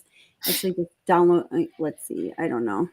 It's making a video about. I don't know how do I want to deliver this, but tell us. Wait a minute. I think I'm gonna let the video tell you because he would have reached over Kaylee then to have unalived Maddie if Maddie was first. There was a while where I believe that Kaylee was protecting Maddie. That's why she had the worst wounds. Okay. Mm-hmm. Now there also is something I do have to tell you this, and I don't listen, guys. I'm just going to say this right now. I'm going to tell us this right now. I don't want to go into these details. I think this was done with very poor judgment. Ashley Banfield in News Nation, in very poor taste. I am currently not a supporter and fan of Ashley Banfield or News Nation. Temporarily, I'm sure that will change because I'm very fond of both at this very moment. So I don't know if you're aware of this, but just a few hours ago, and when I heard it was coming out, I was like, oh, good, I'm going to finally be the first person to see something so I can put out a breaking video that I never get to do because I have a full-time job and I'm a single mom and 1,500,000 bunnies. But and then when I watched it, I was like, I literally, I had to get up. I couldn't, I could, okay. You know what, you know, like what I do, this is my channel, whatever. I could not listen to the whole thing. I had to get up and leave the room and get some air. Like it was like that. Wow. It's behind a paywall. I don't like that either. Just by the nature of, I don't know. I just didn't like the whole, I don't know. Does anyone else know what I'm talking about? They describe the nature of, I'm the just proceedings. They talk about the more detail than we've heard before. And I will say it is somewhat in line with what Mr. Gonsalves said of Kelly's wounds and Maddie's wounds. And it is done in extreme, man, dude, that guy thought my freaking 2-minute artistic, in my opinion, intro was in bad taste. Holy, you better hope he doesn't get a taste of this mother load. Woo! I'm pretty liberal, even though I'm a little not liberal in what I'll talk about in this channel, but that's just because I want to, run a tight ship. But I'm pretty liberal. This was out of bounds. Wow. Yeah. In my opinion. I'd be interested. Can any of you see chat? I'm trying to grab that other video. Does anyone seen or heard that? I mean, it really was very, very recently. Damn, if it wasn't so grotesque, I would have had a late-breaking video finally. I'm just kidding, kind of. But no, I couldn't. I was like, no way I'm covering this. No. Oh my God. No. Nope. So, are you still here, honey? Yeah, sorry, I had to get a refill. Oh, do you know what I'm talking about, or did you already say you don't know what I'm talking about? No, can you say that if you don't mind saying that one more time, really quick? I'm so sorry. Ashley Banfield and News Nation put out some information today, and I was just saying, even though I'm a little conservative on my channel because I want to run a tight ship, I'm liberal as far as what I'll consume and what I think is fine that other people choose to consume. I really don't have really much of a limit on it. Okay. Yeah. But now I do. It was in such bad taste. Yeah. It was so grotesque. It was delivered in I currently, like, I've always loved Ashley Banfield. I watched her cover, you know, the start of the war in the Middle East, shock and awe, George Bush Jr. Okay.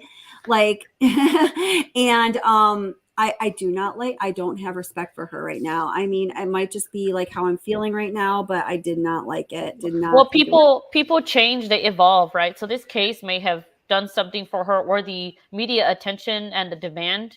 I think that's right. That's right. I think that's naive. I'm so naive about things like that. No. I mean, we don't want to think that, right? But that's how that cases affect people, and that have to report on it for a living. And so it can change people's characters if people are not true to who they are and only care about like views and stuff. That's why I follow you, because you stay the same no matter what happens. Thank you. I appreciate that. The comments are turn my stomach. It's pretty much what I said, along those lines, or what. Yeah. It was bad. I mean, I'm really just, I'm disappointed. It's something. It's stuff that you can't unhear, and quite honestly, like, this case has gotten in my head more than anything other than something that personally happened to me a really long time ago, and I'm actually thinking about talking about on this channel, but it has to do with somebody who stabbed a woman to death, who I was the intended victim, and it was a very close call, and I had to go. He recently, in the past few years, was denied any kind of probation, parole. Can't even think of it right now. I get all flustered. And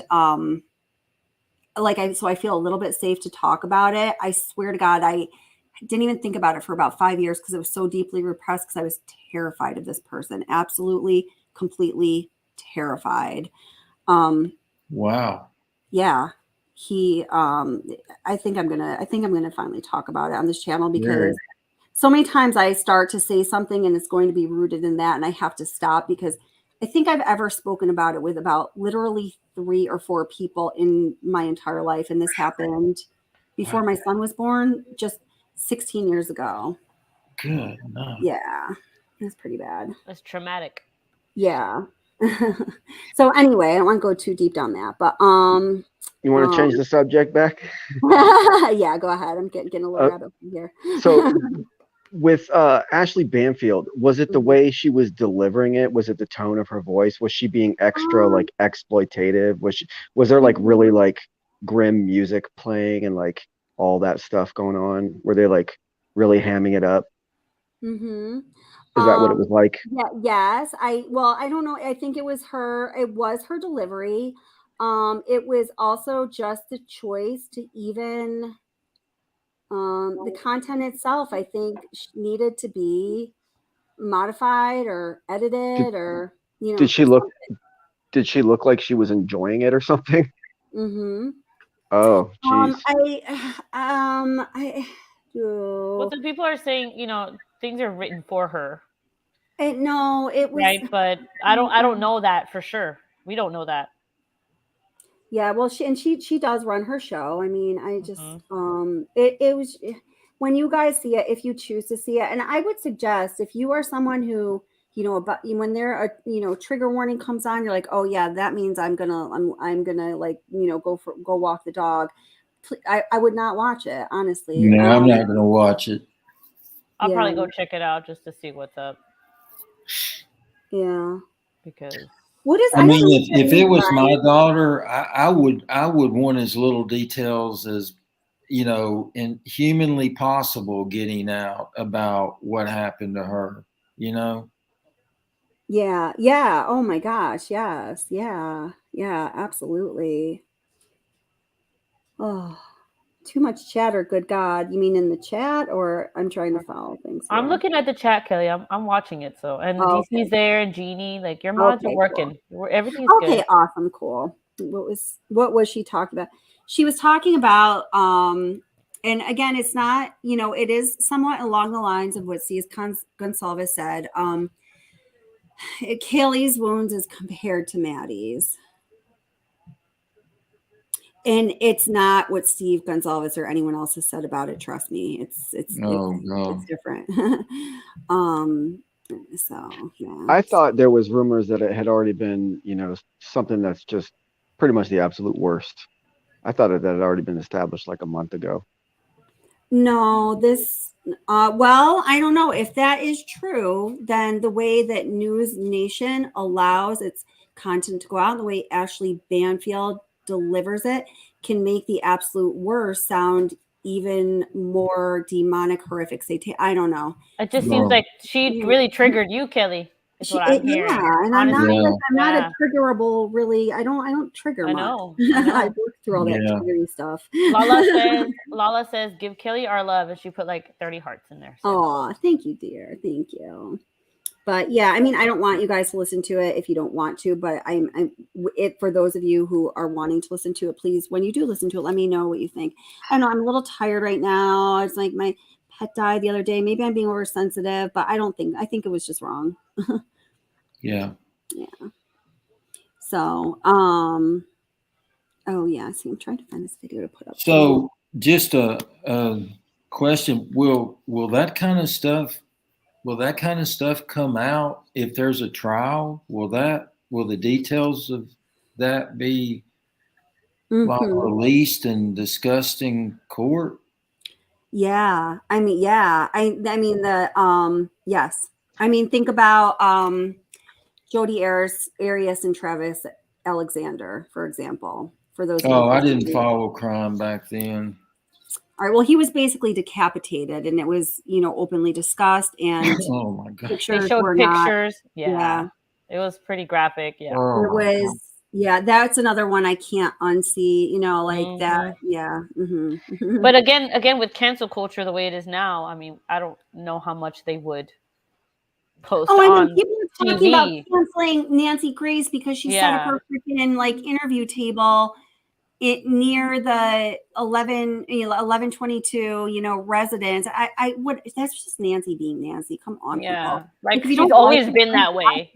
Change the channel. All I could think of was how the heck did they get that table to stay still? I know. I was like, that's one good green screen. I was like, no, man, that is one determined woman. Yeah. She believes what she's saying. Yeah, like she's always been that way too. Always. Oh yeah. It does. It's funny, for some reason I ended up watching this movie, Gone Girl.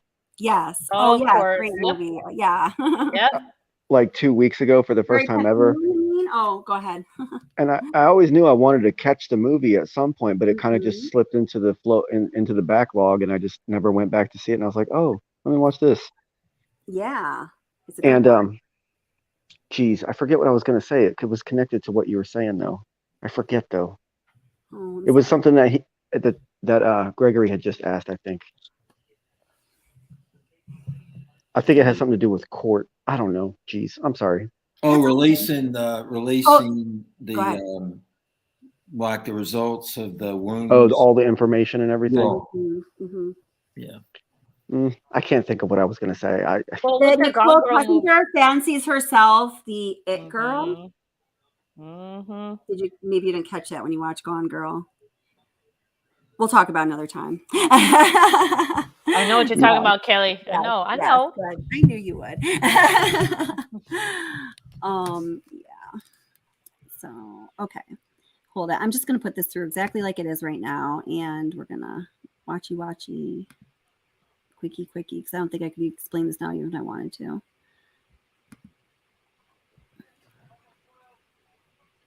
And hey, Miss Daisy, how are you? Who's Daisy, your dog? No, it's my friend True Crime and Faith. I thought that was your dog. One of my pet bunnies is named Daisy, and she's sitting. I right only here. have Zeus. Oh, you have a Daisy. Oh, I have a Daisy. All right, here we go. Or did you say Zeus? Yala. I only have one dog. His name is Zeus, and he's Okay. bigger than all of y'all's dogs combined. What kind of dog is he? What kind of dog is he? He's a Great Dane, ma'am. You should know this. Oh yes, yeah, I did know that actually. Oh man. My brain gets fuzzy I when know. it's late at night. The And fuzzies with the bunnies. I know. But Okay, so done. Processing will begin shortly. Are you freaking kidding me? man, girl, you're working hard. I don't know how you keep track of everything. Honestly. I'm so embarrassed. Mhm. What? Oh, because you forgot about that? No, I'm just so embarrassed that I wasted everybody's time trying to make some connection that never played out. No, Dude, I do that all the No. time. I just Nice learned how time. to cover up like a freaking like a salesperson, like a used car salesman. I mean, I don't know validation. It was like you were trying to connect between Mhm. that movie and then I had been talking about were they going to release the details of the Mhm. autopsy, and I don't know where you were headed. Well, and I thought he was getting at with like Gone Girl, how a case can seem something like it's not, right? As long as the things are lined up a certain way. Right. Mhm. That you what can I- in that's what fact manufacture facts in the eyes of the law as long Mhm. as you're meticulous about doing so they corroborate one another. That's where I thought you were going with it. Mhm. Exactly. Yeah, it was something in my mind tells me it had something to do with like the tedious proceedings of step-by-step operations, something involving some kind of technicality in that area. Ah. But I'll never know. We'll never know. Well, maybe we will. Sometimes it pops back around, but that's okay. Don't you hate it when people say, if it was that important, you'd remember it? I'm like, oh, that's good because, yeah. Oh, here, I think I got it. Yes. Wait, let me see. I am starting to get a little bit, I guess the right word would be concerned about the strength of this case. You're concerned about it? Yeah, I'm concerned Mhm. about it. I just think there's a whole lot of areas where the defense is going to blow holes. And have you been listening to that defense attorney from Pennsylvania? Because let me tell you, I think he's a piece of crap. no. Okay. Oh, the one that's talking from like his house in his like Yes. random room. Yeah, I know what you're talking about. Dude, don't you know there's a gag order? And by the way, Yeah. you are a member of the Bar Association, but Mhm. probably not for long, dude, which tells me you're not that smart. Yeah, like he's just going online and just giving his like opinions or whatever. And Is he? yeah, he's just randomly doing it. He has no association with the case, but he's just doing it. The most encouraging thing I heard was and I can't remember her name, but she was like a well-known defense attorney in New York. And she said that if law enforcement has either found or finds DNA in Berger's car or his apartment, of a victim or victims, signed, sealed, and delivered. That's two places Yes. that they did not willingly go, then it's game over. Exactly. Yep. Yep. Yes. I mean, there's almost no other way. A defense attorney can't do too much about that because I don't think there's going to be any evidence that they even knew this dude, let alone, so creepy. Yeah, no, that's a really good point, Gregory. Thank you. Yeah, that sounds right on to me. Let's see. I don't know. Questions and answers. I agree with you, True Crime and Faith. I think there was some sort of like help outside. This is me speculating, Miss Kelly. That's okay. There was some sort of help outside at some point or before or had, but somebody. This was a 2-team at least situation. Ara, you're saying there's an accomplice for sure? In my opinion, I just believe so. Yes. So your theory is his dad. Let's formalize this Oh, speculation. you're trying to get me in the corner again. I know what you're doing, because yesterday I think I was talking about this too. Go ahead, validation boy. Let's go. Yes. Your theory is his dad is the accomplice. No, I don't think it's his dad. No, I don't. Okay, then what is the theory that you? I think he had outside help. Let's hear it. But I'm not going to say who I thought it was. Well, that's what we want to know. We want to know Go our ahead, opinion. say it. Every No. single You want to person. know. You want to know. Listen to me. Every single person in this entire show and in the chat and all the replay, every single one of us loves Aura, and we want to hear exactly what you think. And listen, after what Ashley Banfield did tonight, we all get a free pass. It's cool. No, Yeah. I'm not trying. I want to use my free pass for later. If that's okay. Okay. My ticket. It's only good until the end of this live stream. Oh, okay. Well, because I'm making the rules, obviously. Okay. Well, not to try to score any brownie points with Aura, but I've started leaning the same way simply because of the extremely short timeline. I think that there was some kind of an accomplice or accessory in some way, but I haven't decided exactly how yet. But me neither. Okay, I'm not leaning in that direction, but I've considered it, and I'll tell you why. What I think the most compelling reason for thinking in that direction would be Idaho is an open record state, and the search warrant documents are still sealed. Why? If the search documents were, just the scope of searching, that jackass's like car and apartment and things like that, it's already been done. It's in the past. Evidence has been collected. It's been sent out for analysis and evaluation. Typically in most states, that's when a search warrant would be unsealed, particularly in an open record state. But that mofo is still sealed. Mm-hmm. Yeah. It's a big deal. Yeah, and I heard Duty Ron say, actually, he said it tonight. He was on a Twitter feed, and he said that he noticed when they were carrying the different items out of Berger's apartment, he noticed that computer tower was not something that you and I would go down to Best Buy and purchase, or he said that was a custom built thing. So he said, I feel confident that there's going to be a lot of information on that. Yeah. Custom built. Yeah. I wonder how so. I wonder what he was doing with his custom built. Well, like everything, you customize everything about it. Like the tower itself, I mean, just it's. So what does it have? His initials embossed on it? It's an investment. Like my nephew has one of those for his Twitch stuff. It's so for what I'm at. Let me just ask a direct question. What are the capabilities of that beast above and beyond a tower that I could go buy at Best Buy? It just depends what you use it for. So if it's like for gaming and you need Say I'm Brian Kohlberger and I'm a disgusting, nasty ass pervert. Well, get as close to you can is what you're thinking. Because I just I just think. Well, like your IP address, you can change it with just a VPN change. Right, but you can do that with a regular tower. Right, that's what I'm saying. So I'm thinking, because you asked a good question. Oh, okay, got you. Gregory, do you know? The impression I got from him was that anything devious that you could imagine somebody doing through, using like a custom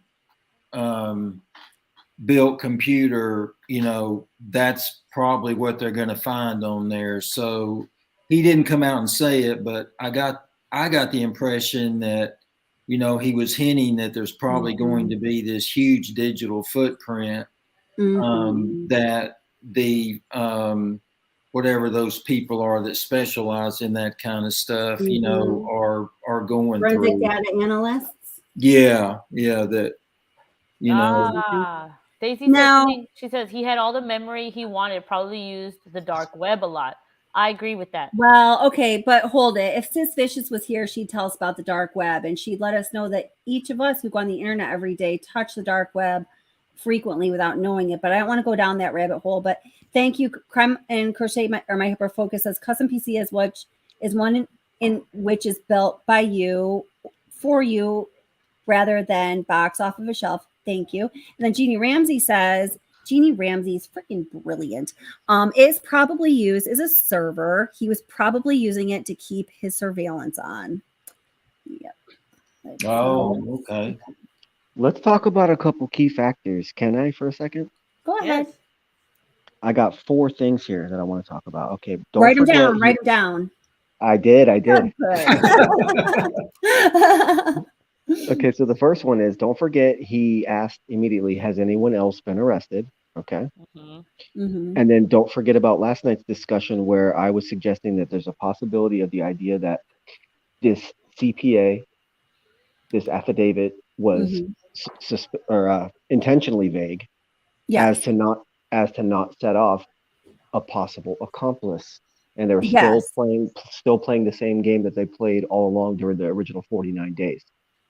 Yeah, well, I think that's very possible, especially considering that Idaho is an open record state, and it would be very unlikely and unusual for a judge to seal a PCA past the initial hearing date in the state of Idaho. It would look funny. People would ask questions. It would actually give people information that they don't want. Does this make sense? So, whereas in Indiana, you kind of like knew that the judge was going to seal the PCA for Richard Allen, even though she unsealed it like completely arbitrarily, which I still don't understand. But anyway, thank God I'm not a judge. Don't have a judge's brain because I dropped out of law school. So yeah, you might very well be right. So I got 2 more things. All right. When he said, I'm here to help you, maybe he was talking to his accomplice. Oh, Whoa, wow. that's And the last thing, that front door was supposedly open at 8 o'clock, still not verified. Right. But if it was it BK heading out one direction, taking the long way home, and other guy going out the front door and finding his own way home? Yeah. Or her own way home. You know, when you know that was a really good one. Ooh, you win a prize tonight. Someone already won a prize. I only have so many prizes to give out. My undying thanks and gratitude or whatever. But blah blah blah blah blah blah. Oh, my warning to not watch Ashley Banfield for the time being. That's my gift. So okay. I was talking about this with my friend who's the cellular data expert, and he can't, I don't know, it's kind of driving me a little bit crazy. He's probably put it down for now, but it was driving him crazy, at least for the duration of our very long conversation on 2 or 3 occasions, that it almost is like that timeline, just with him on the surveillance videos, because we don't have the GPS data, unfortunately. He just did that to piss people like us off. I know he did. And I can't, that was weird. Anyway, only one direction in time, Kel. Okay, I got it. Keep going. Okay. Just talk to myself. Don't mind that. So the timeline was so tight and verifiable. It's almost like this dude didn't pull that off, because you'd have to be kind of like, you know, stealthy and like ninja-like. And I don't get stealthy or ninja-like from this dude. So you're saying a cop did this? I wasn't saying that. I didn't even think that, because I'm naive sometimes. But you know, you and your convoluted, twisted mind just put those words into my mouth. No, I really didn't think that, but maybe. But I think that Brian Kohlberger was definitely involved. I don't think he's been like framed or anything. Please don't get me wrong on that. Just like Chris Watts is in prison, just like the bastard should be. I think Brian Kohlberger was definitely involved in his, you know, going through what he should be. Actually, he should be going through a lot worse. But, you know, there are so many questions. I certainly would not eliminate the possibility that someone else was involved, even though I very reluctantly speculatively say so. You said it was okay to speculate, so that's why I said that. I know. And with more speculation, with further speculation, Bring We're going to with further speculation. Lord, you guys drive me nuts. Is it possible, like I said before, is it possible that BK was simply asked to be a coach for the situation and maybe got a little too personally involved? Maybe he was just in the area and had nothing to do with the act, but was still obviously just as guilty. You know, is that possible? But I don't think so. I think if he was doing the coaching and he really wasn't this, kind of like hedonistic, just impulsive, like rat bastard who's driven by like psychopathologies. And his OCD and his whole thing with the frying pans and all that craziness. Yeah, which is also extremely incongruent because I'm sorry, vegans who won't even eat from food that was cooked in a frying pan where there was animal product don't unaliven living beings. I mean, whatever. I can't even go down that road either. But he would have done a better job if that were his role. I think the mistakes that seem to have been made indicate, somebody who thought, as many of you have said in chat or said out loud or, on this channel or elsewhere, that he thinks he is a hell of a lot smarter than he actually is. He definitely has, he definitely has a grandiose view of himself and his potentialities. Like, I very firmly believe that from a psychological perspective. And that's all that I know that I believe. What I would like to know is, and again, it's going down the path of speculation, but the vet that was unalived by the SWAT team on the, I think he was on the WSU campus. Mm-hmm. What I would like to know is what was he threatening those two roommates about? Did they know he is something? a vegan, by the way. I think, well, I don't know. He said, Yeah, anyway, I don't want to debate that.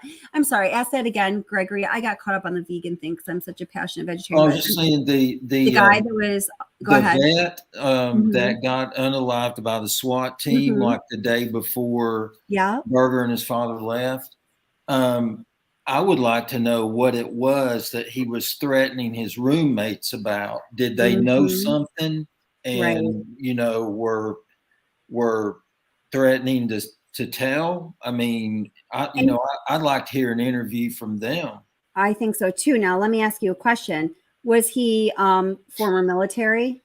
Oh yeah. So here's oh gosh, here I go. This is all speculative. So BK squared.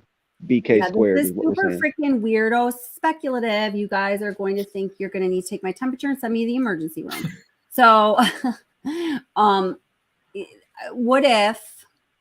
Okay. I just dubbed it the BK squared theory. Okay, BK squared theory. All right, now we've got a name for it. Cool. Maybe I can call up Ashley Banfield and see if she'll feature it on news. I'm just kidding. All right. So, all right. So what if he, with the knife sheath and all of that, like, we still don't know where he got it from. I mean, I don't really have an understanding of, I think, Gregory, the other day you were saying, oh, you could get that at any, like, wherever. And somebody was thinking, oh, you're going to have to actually be in the military to get that kind of thing. Whatever, regardless, it is very specifically a knife sheath that says K-bar. It has what the U.S. Marines or SEAL signia on it. I can't remember the specifics right now because I'm getting to that brain fried witching hour. But it is very specific, very identifiable, very not what you would expect from, super awkward, like can't get a girlfriend, doesn't know how to behave, overweight boy turned heroin addict. Like, look at the guy. Now you'd be expecting for him to carry around. Okay, I'm just saying that. I will look at him and think like, oh, Mr. Navy SEAL or Marine or whatever. No, I agree with you. And on that was he setting up that dude that you're talking about? Right. to make it look like it was him because he's crazy. Because I didn't know that he was in the military. I've been wondering this. I haven't even looked it up on my own because I don't usually go that to make it look like he was Oh shit! I'm not muted. Chris Kyle, like the guy that shot Chris Kyle, right? Right, like Yeah, that. yeah. This guy had PTSD. You're talking about the guy we were talking about. That was Ding, ding, ding, ding. that new guy. I'm sorry, I was. So check. Did someone tell me about this and I don't remember? Because those were all the things I was wondering. We talked about it, and then Gregory and after your live, we went live. Oh, I wasn't there. Okay. Yeah, that guy, or Okay. Yeah, that guy. Oh man, that guy's weird. Sorry, I didn't mean it. Go ahead. I'm so out of my comfort zone for speculations. It's okay. Me too. That's so far out, though. I think it's so far out. But he's the one that's on he's on the affidavit, and it's weird.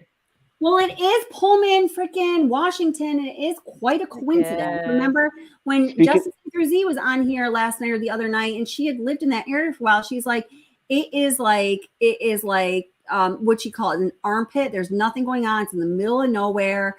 Like that, like for all of this activity and drama and like high energy and kind of psychophoreticness to be going on at once, like something is in the water, like the planets are finally aligning in the wrong way, or there's something more to it. Yeah. So I don't know if you know the channel Evil Exists. Yes, it used to be Criminal Gospel.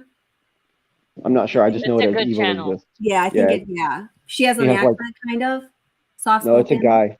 Oh, never mind. Okay, never mind. And his videos are like a minute and 12 seconds. You know, it's pretty awesome. Just like, but it's all day, every day. Yeah. I've seen it, but I just can't. Yeah. But so I think I heard it there. The BK's dad, back in Pennsylvania, there's property near his home that is rental property, and similar activities that were happening in the Moscow house, and that there's been a lot of drama with him and the state, and he wrote the senator about shutting down these properties and stop making them be sold instead of being rentals because there's nothing but problems from them. And then we get a similar situation with the son out in Moscow and in Wazoo.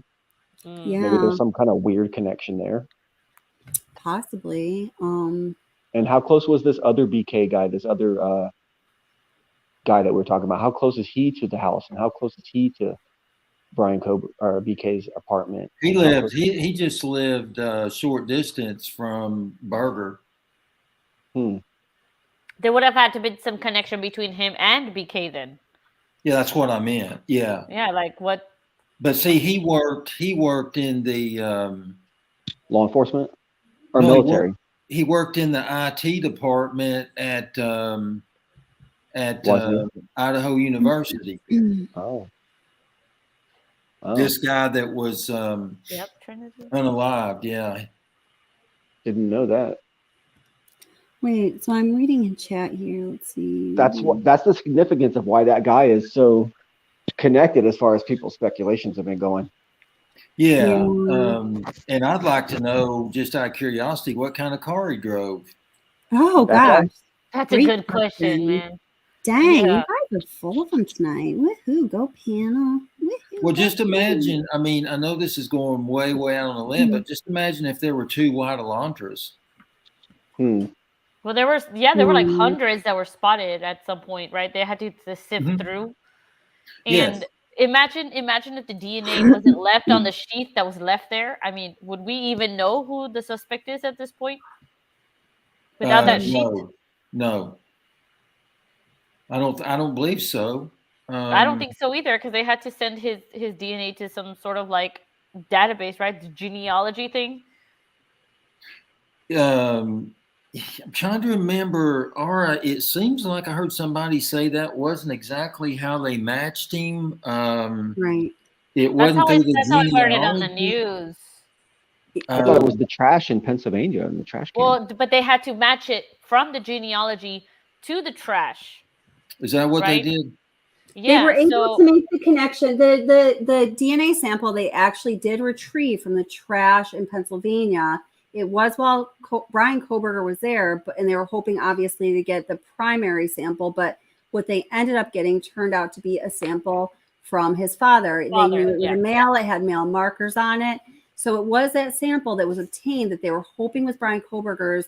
They had a male marker, but it turned out when they did further testing, which is what takes a longer time, gets really involved, that it was his father's, and they were able to connect it through familial DNA in that manner. Mm-hmm. But it was from the scene that they sent that off to like that genealogy thing. It was like a national database. Well, yeah, all the genealogy companies, FYI people, in case you don't know this and you want to find out who's 23andMe in, like they feed right into the national database. It's part of their business model. They are pretty much now bankrolled by the central government. And they got a hit. It was an aunt. It was an aunt. They got a hit. The hit was from an aunt, and then the aunt says, I have a nephew or something. And then they went to the house and they looked through the trash, and the DNA they got was from the dad. But it was like 99.9 whatever. Right. So they made, like DNA tests. So rather than it's going to hit one specific person, they've been able to figure out how, rather than having inclusive, I'm not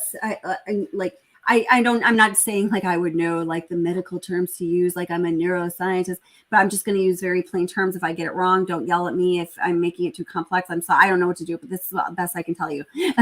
Instead of matching DNA by same qualities, inclusive qualities, it's just been in the past, like 5 to 10 years, as most of us know, but really in the last 5 years where they made big advancements with this, as many of you might know, that they have been able to, not exact match, but like kind of group match DNA by exclusive qualities.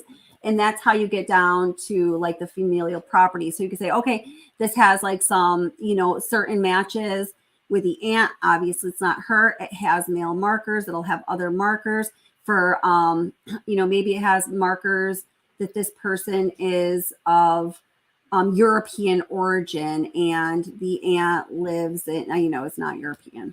I don't want to say anything offensive. I'm always afraid I'm going to do that because I hear about it. I'm like, I'm sorry, I didn't know. I'm just like naive and dumb.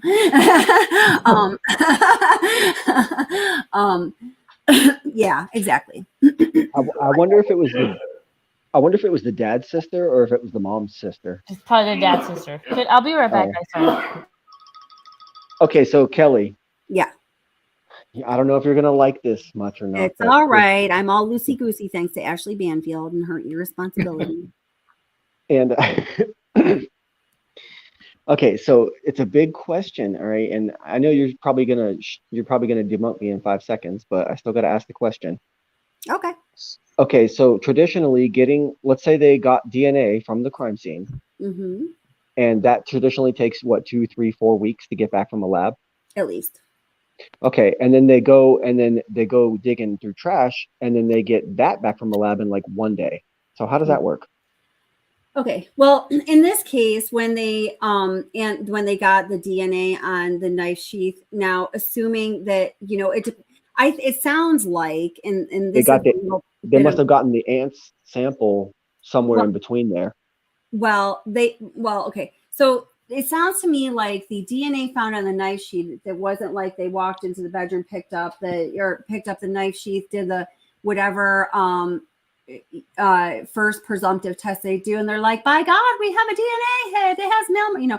It sounds like they had to do some, very delicate manipulating of the molecular samples on the knife sheath. If somebody knows I'm wrong, go ahead and tell me, in order to even find that. But something that was revealed to us by former FBI agents who worked in this area very early on was that the full FBI mobile lab was up and running right outside of that house with all of its capabilities available, meaning literally, as far as I know, everything or just about everything. I'm not sure. I would not be qualified to say either way, but it's pretty damn close from the people that we've heard speak.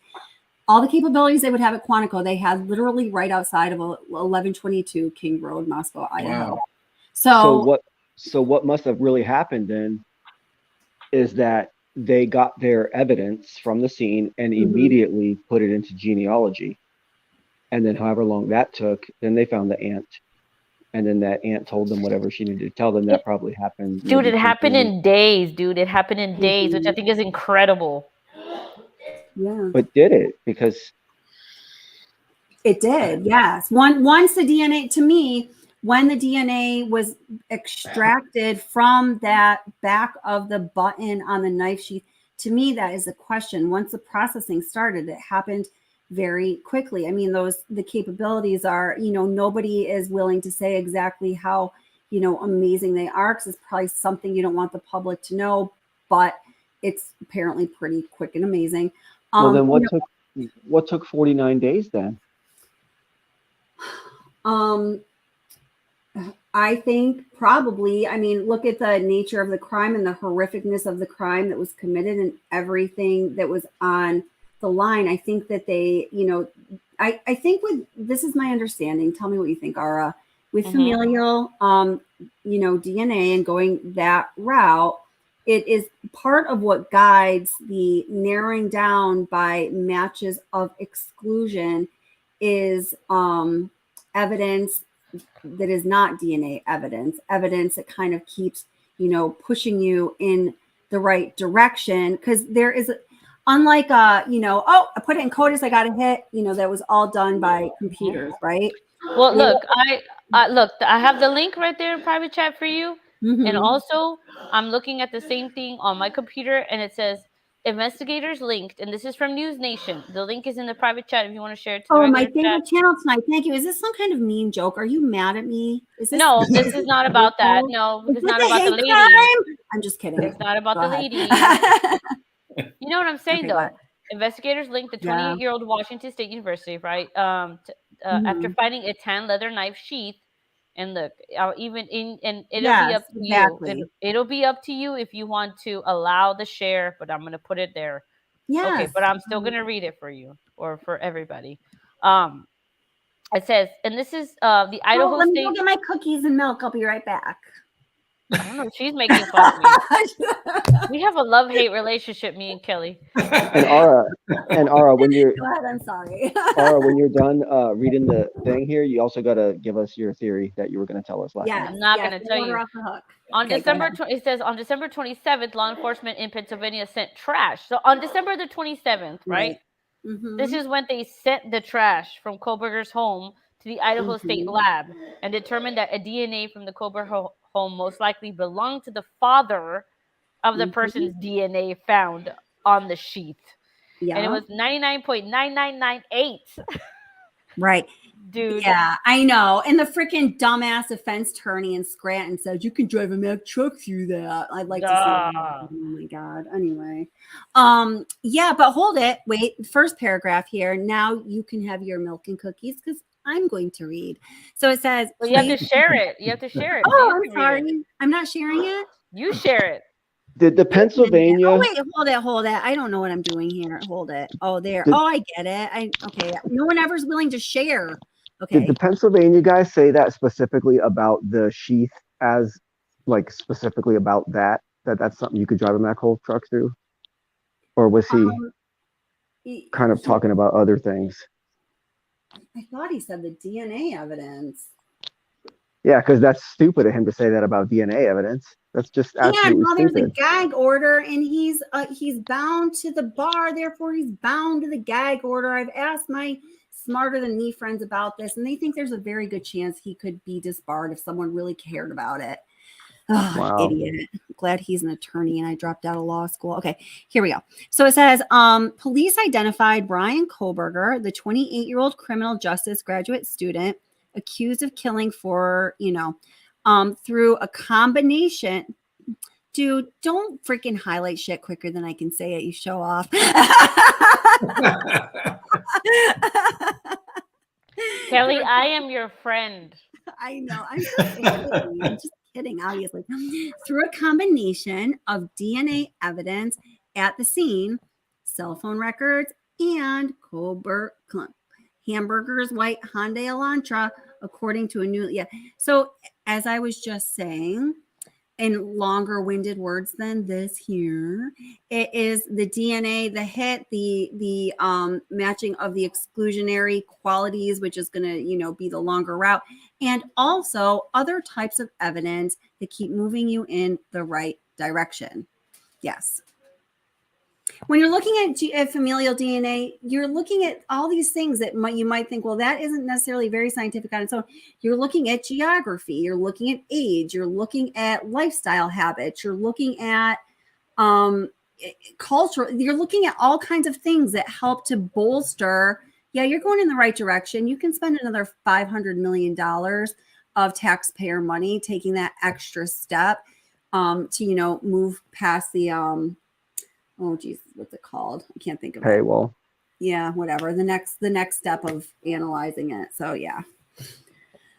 So I think we're saying the same things. Ish. Truce. I'm afraid to talk because you're just gonna think I'm fighting you, and I love you. I'm just kidding, Ara. Ara's very sensitive with me. I am. So I want to She clarify doesn't one recognize thing. my jovial, jokey nature. All right, go ahead. I was going to say, I will clarify one thing because I've heard people in the chat comment on this. Maybe not tonight, but so you can buy an authentic, like marine K-bar from somebody that say was a vet. And you will pay a lot of money for it, but you can still buy the one off of Amazon or through other sporting goods stores that look exactly like it. So, they're probably Chinese knockoffs, but That's so specific though, right? To go and buy.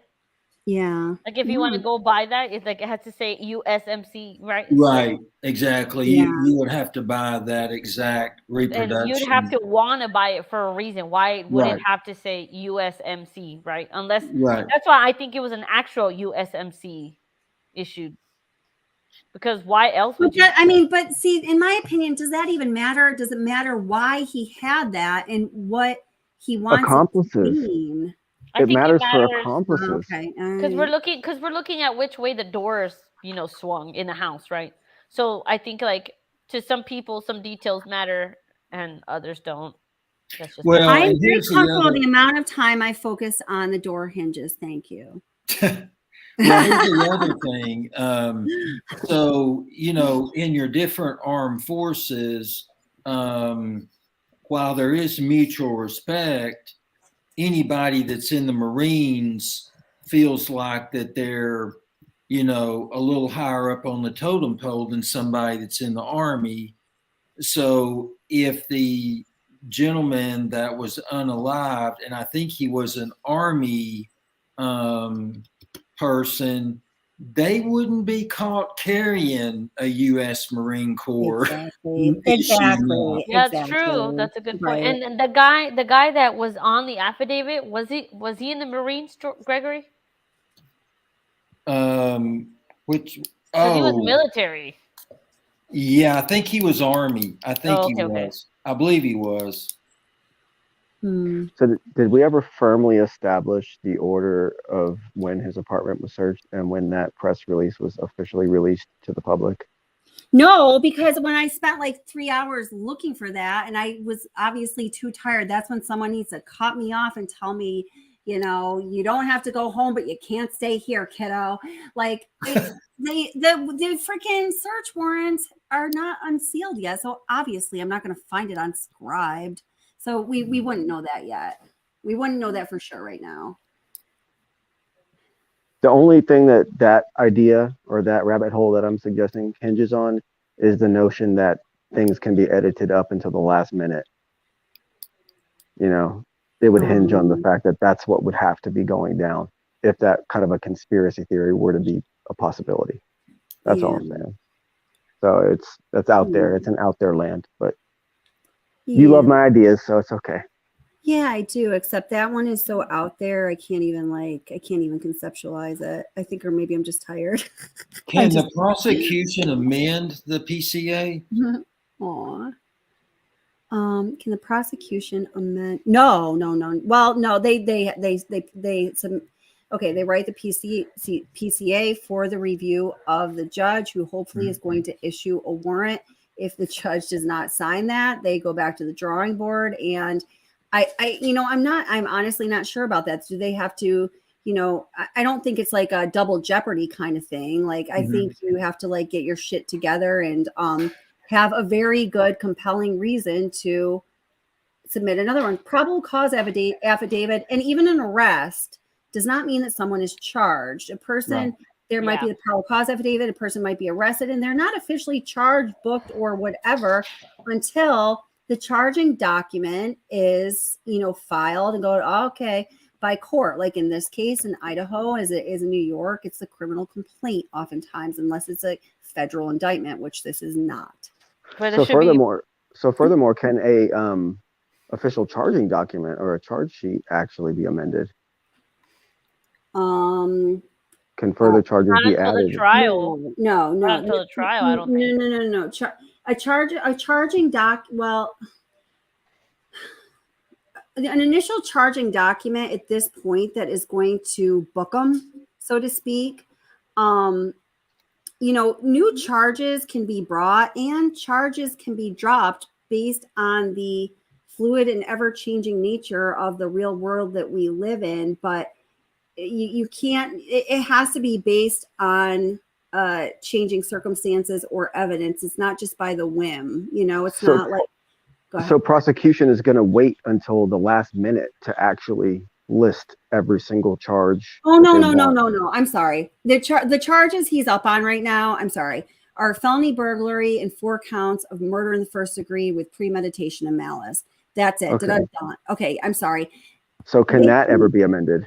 Can that They can only, okay, I'm sorry. At that point, they can only be reduced.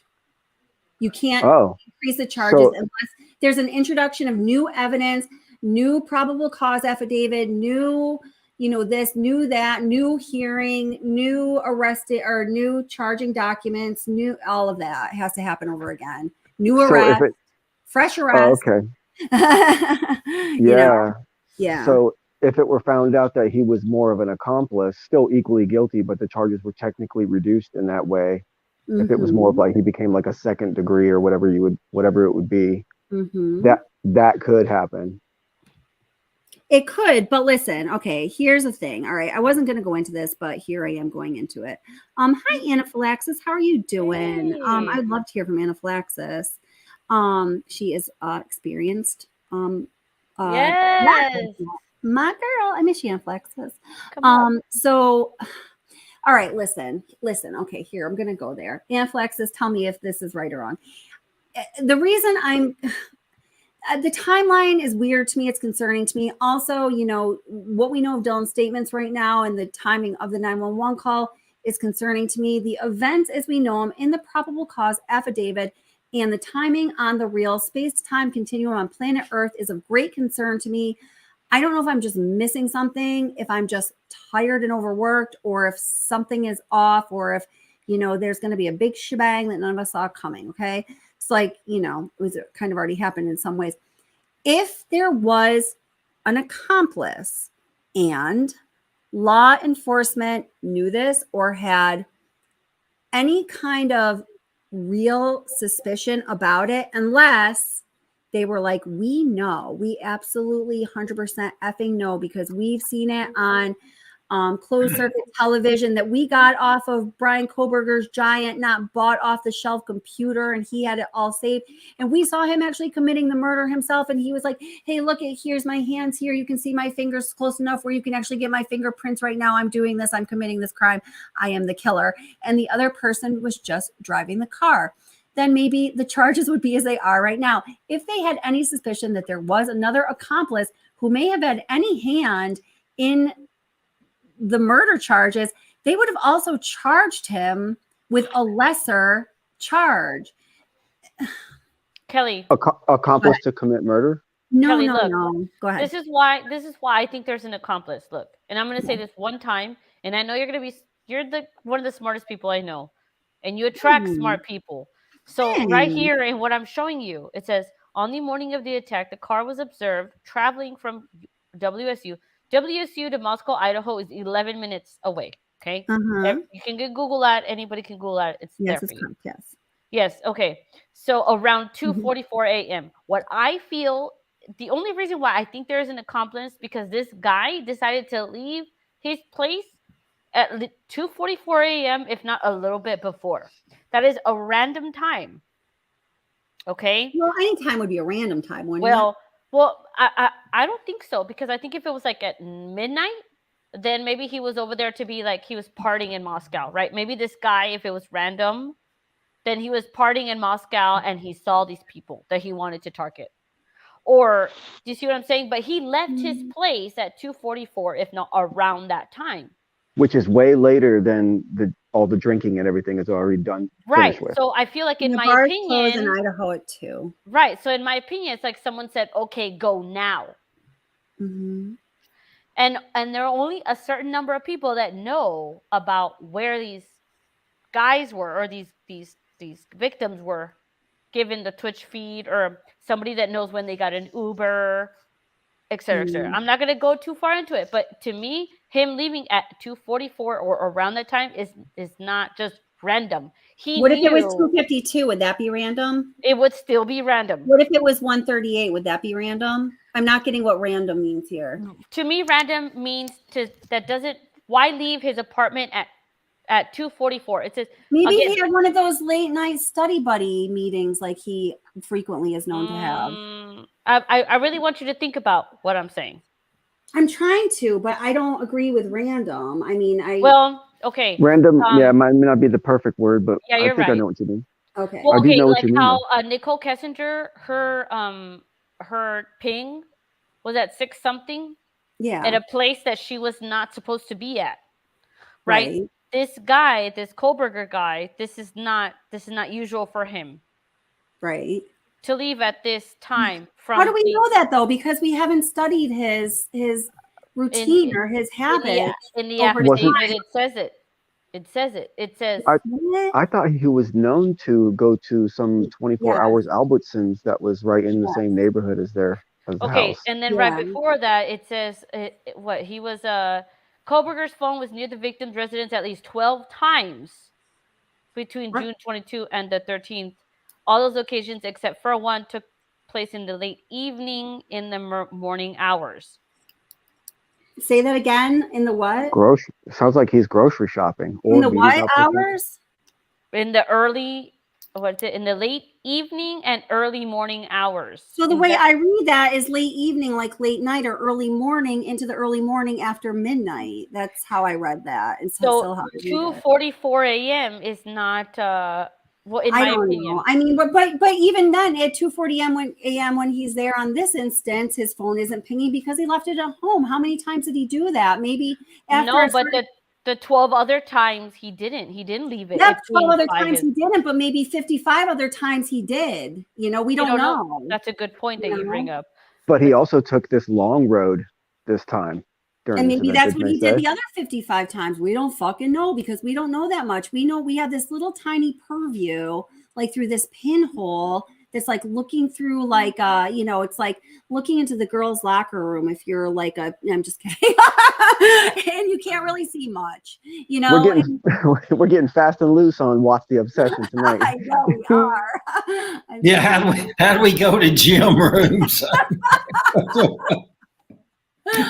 Oh my God.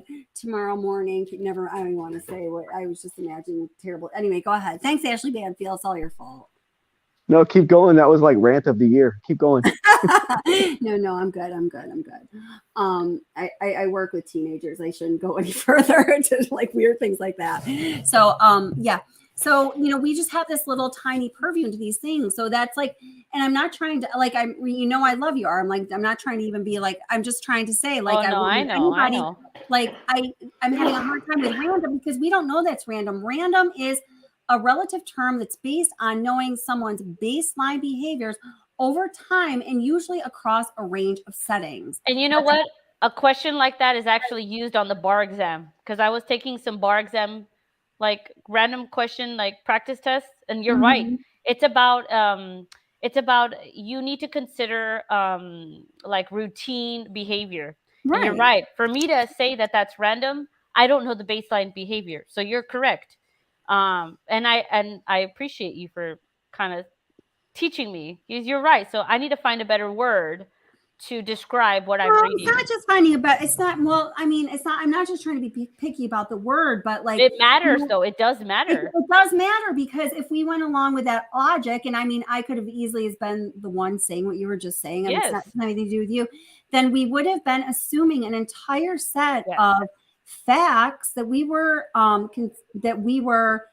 including in our story as facts that we just kind of, made facts because we glossed over the bigger picture. But baseline is important when you're in a court of law and you're an attorney that wants to admit something like this into evidence. Baseline is important, and baseline statements are admissible in court, because then from there you can allow or omit up further statements above that baseline. Well, statement. I mean, like for baseline, legally, yes, and for like myself, I work with it every day in order to know, I'm trying to help, teenagers who have these pretty, maladaptive behavior things going on that really interfere with the functioning of their life and like their well-being and their happiness and like the safety of people around them, sometimes including everybody. In order to, know what potential we have to change the behavior, or if a current behavior is just acting out, or if it's a pathology, or if it's a sign of something else, like maybe I don't know. We have to take very careful measures of the baseline behavior over time and across settings. And without that, it's hard to use subjective terms. I freaking love talking to you, girl. This is why I love it. And Ara, and check it out. Ara's right. That 244 is a significant thing, and the most important element of that, I think, is the fact that it's about 45 minutes after everything has been shut down. It's about 45 minutes. Well, you guys are thinking of bars. It's about. Why are we having to compare this to bars? I mean, well, maybe because that night everyone was at the bar, and then everyone was going home around 2-ish, and then it's like it gives it time for them to, just like Ara said, it gives them time to get home, and then DK's waiting for a signal. So in this way, it's not random. In this way, it's not very measured out. Everybody goes to the bar until 2. They leave. We know that it's a Saturday night. We know that this group of people in this house on the specific campus like to post party after going to the bar. Probably on those 12 times plus the 55 times that I just made up where he didn't bring his phone. Now, see, somebody's going to go and write that into their story because they weren't listening carefully, right? Somebody watching replay, obviously. I'm sorry. I mean, I'm sorry, people watching replay. He knows that this is the habit. He knows that they're going to leave it too. They're going to go to the freaking grub truck. They're going to whatever, giggle around, have some guys following them around. They're going to get home. They're going to. So then we know the baseline of the girls. Then we know the baseline. You're telling me you know the baseline of the girls. They do this every Saturday. Well, I mean, that they're at this food truck, right? So we should have other Twitch videos of Kaylee and Maddie. Well, no, I'm just giving a for example. If that were the case, but I mean, there are people that you have talked about, their friends and family members, and like that this is kind of like what they're doing on That's what everybody did. That's what everybody in that town was doing. Yeah. So taking all that into account, like to me, and this is what I was thinking when I was like, why can it be random? Because to me, the time he left, the time he arrived, the time he parked, the time that he somehow called for Zanna's Jack in the Box order, which was really a creepy Jack in the Box, because remember, that's what I thought. It's all very deliberate and part of what he believes is his brilliant, infallible master plan. And I believe someone else helped him with this plan. Maybe because not. 244. Well, that's why the speculation, right? Around 244, he's like, okay, I'm gonna go now, because right. See, what I'm saying is, I think that is exactly, he's like, I'm going to leave at 2:45. That's going to get me there right around 3 o'clock. Right around 3 o'clock, they've just gotten into the house after they've left the bars, after they've gotten their grub truck, after they've stopped at whatever. They're probably up in their bedrooms getting on their jammies because I have some voyeuristic tendencies as well. And I know that this is what's going on. So I'm just going to sit there and enjoy my voyeuristic. Listen, go ahead. Well, let me ask you something. Kaylee wasn't there every time. She had already left. Yeah, the week before. Maddie was the target. Maddie was still the target. Yeah, she just moved out. She just left like the week before, though. And I mean, we have records of him at the the house. Maybe he didn't. So maybe he didn't. Maybe he didn't know that Kaylee had gone and come back. He just assumed she was still there. Is that what you're saying? So the dog being there. Was the dog already there? Like, did Kaylee go with her dog to visit Maddie? Yes. She took the dog with her. Yes. Did BK know for a fact that Maddie or that Kaylee had a dog? Did he even know that? Well, I mean, if he was casing the scene, like, most people believe he would, and like, I mean, it kind of, to me, I feel that I lean more towards he had to have done so because of the speed at which all of this happened, with or without Accomplice, because of the layout of the house, because of the relative lack of mistakes, except for that gigantic one, unless it was planted, but I don't really like speculate that way too much. And, there were things to me that show absolute signs of deliberate decision-making. And also, maybe for me, most important, the personality profile that I feel I have pegged on this guy, which says you don't do random things when you're going to be doing something like this, that is a culmination of your, pride, lust, and envy, and your life's work, believing you are the smartest person in the room, in the state, and possibly to have ever had interest in criminology. So he just wanted to unalive these people just to unalive them. That's it. Well, I didn't say that. No, I'm asking you because you seem very confident about what you're saying. So there was all this planning to just unalive 4 people. No, I didn't say that. I don't even want to have that discussion because that's not what I think. But if you're asking them, they could go ahead and answer. I was asking, and because I'm looking at the timeline as you're talking, that he didn't go back until he wasn't seen again until 5:25 in the morning, and it takes 11 minutes to get back. So what he was doing other things. I got to go back and correct myself. When I asked about if he knew that they had a dog, I forget that he was probably most likely, I think it's been announced that he was stalking them on Instagram, right? So he knew. I don't know if that's true or not. I know some people believe it is, but I don't know. He probably just driving by as much as he cased the place out. There were a lot of fake accounts that on Instagram were created after he was arrested. Yeah, that's right. But Gregory, getting back at 5:25, I don't see why that's a big deal. I mean, the updated timeline from law enforcement, and the one thing I can say about their updated timeline is everything that we do know totally corroborates it. Is that the crime happened between the hours of 4 and 4:25.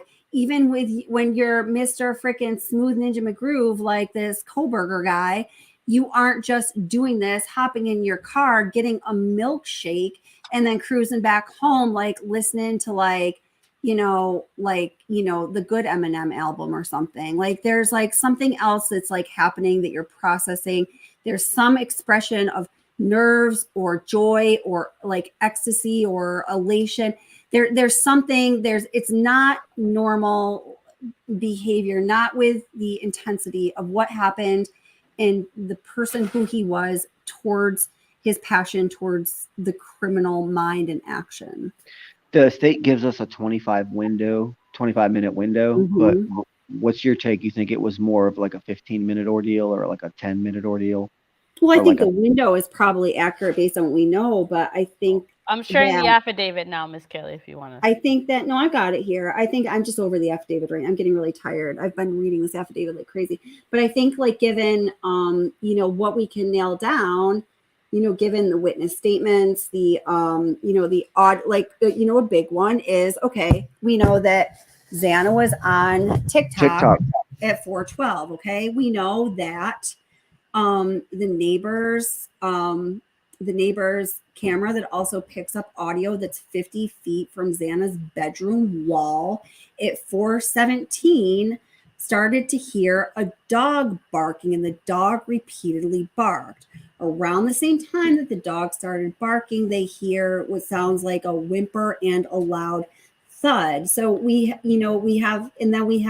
Dylan's statements, which, I think are like a little wishy-washy, but after looking at the 360 tour of the house, I feel a little more confident in them. Then we have all of the security camera footage. Kelly, watching this car. It's a tight timeline. I haven't figured out exactly what I think it is, but I could. I just am not going to do it probably in the next few days because I have a lot going on. Is the whimper and the thud potentially the dog being thrown into a room and the door being shut? Like as if maybe the dog was in Maddie's room with them, like you theorized, and then once entering the room, the dog's an issue. He takes the dog. There's a whimper, a thud. Possibly, he's putting it in the other empty room. Yeah, I was thinking more the thud might have been like Ethan hitting the wall. That's what I had in my mind, but we don't know. What would be, Kelly, what would be, if you take the pings out of the picture, what would be the next layer of peeling away the onion as far as his cell phone goes, and tracking him? If you take the pings away, you mean on that night or in previous? Yeah, I'm sorry. Yeah. Well, I mean, the first thing you'd want to look to would be, he has AT&T, he has an Apple phone, so he's going to be using a GPS. So you're going to want to you would get very accurate location data, which I'm sure he knew. Well, if he's been there, he's not going to use GPA. He's already been there so many times. He doesn't need to use his GPA. Well, no, the phone. No. You're always on that. You don't turn it off. The phone is on. It's on. So now, it's recently been disclosed that the FBI has technology that when your phone is off, you're still on global positioning. You're still on the global positioning system. You cannot turn it off. It's not a choice. It's the most, it's the most like advanced, like military, getting a whole view of the world technology. I'm done with Big Brother now. I'm done with Big Brother is here. Big Brother. Done with you, Big Brother. You have to fall into the center of the earth where you would melt from the molten lava. That's where you find Godzilla, at the center of the earth. Godzilla would melt from molten lava. No, center of the earth is a real place. So what would they do with that, Kelly? What would they do with that? They would very precisely know exactly where he was. That would require a whole different set of warrants, which may be part of why the warrants, I hadn't even thought about this, I don't know why, weren't disclosed. You know what? That makes a lot of sense. Okay, I'm switching opinions. So maybe everything, whatever, but I don't know why I hadn't even thought of this, because there's just so much here. It's hard. You can't think of everything.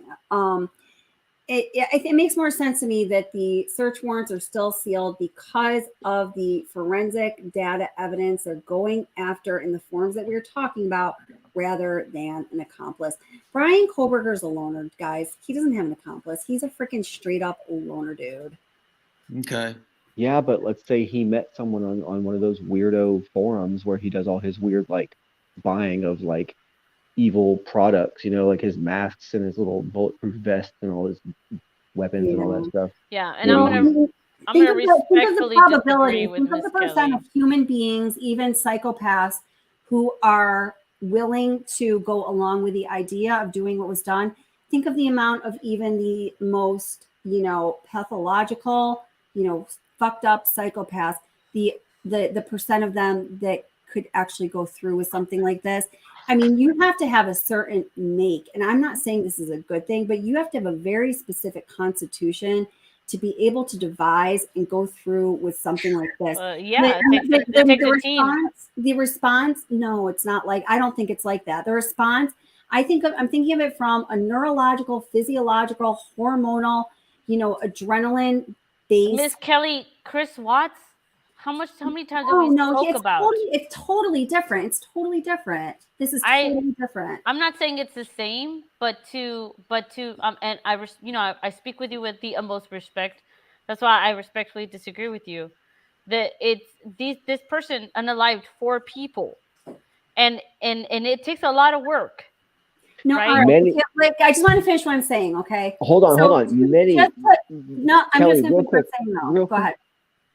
many notorious SKs, if you will, like we were saying, many notorious ones operated as a duo, and there was like a submissive. Many notorious ones did, but also many did not. So how many SKs are there of all of the fucked up, most pathological human beings on Earth?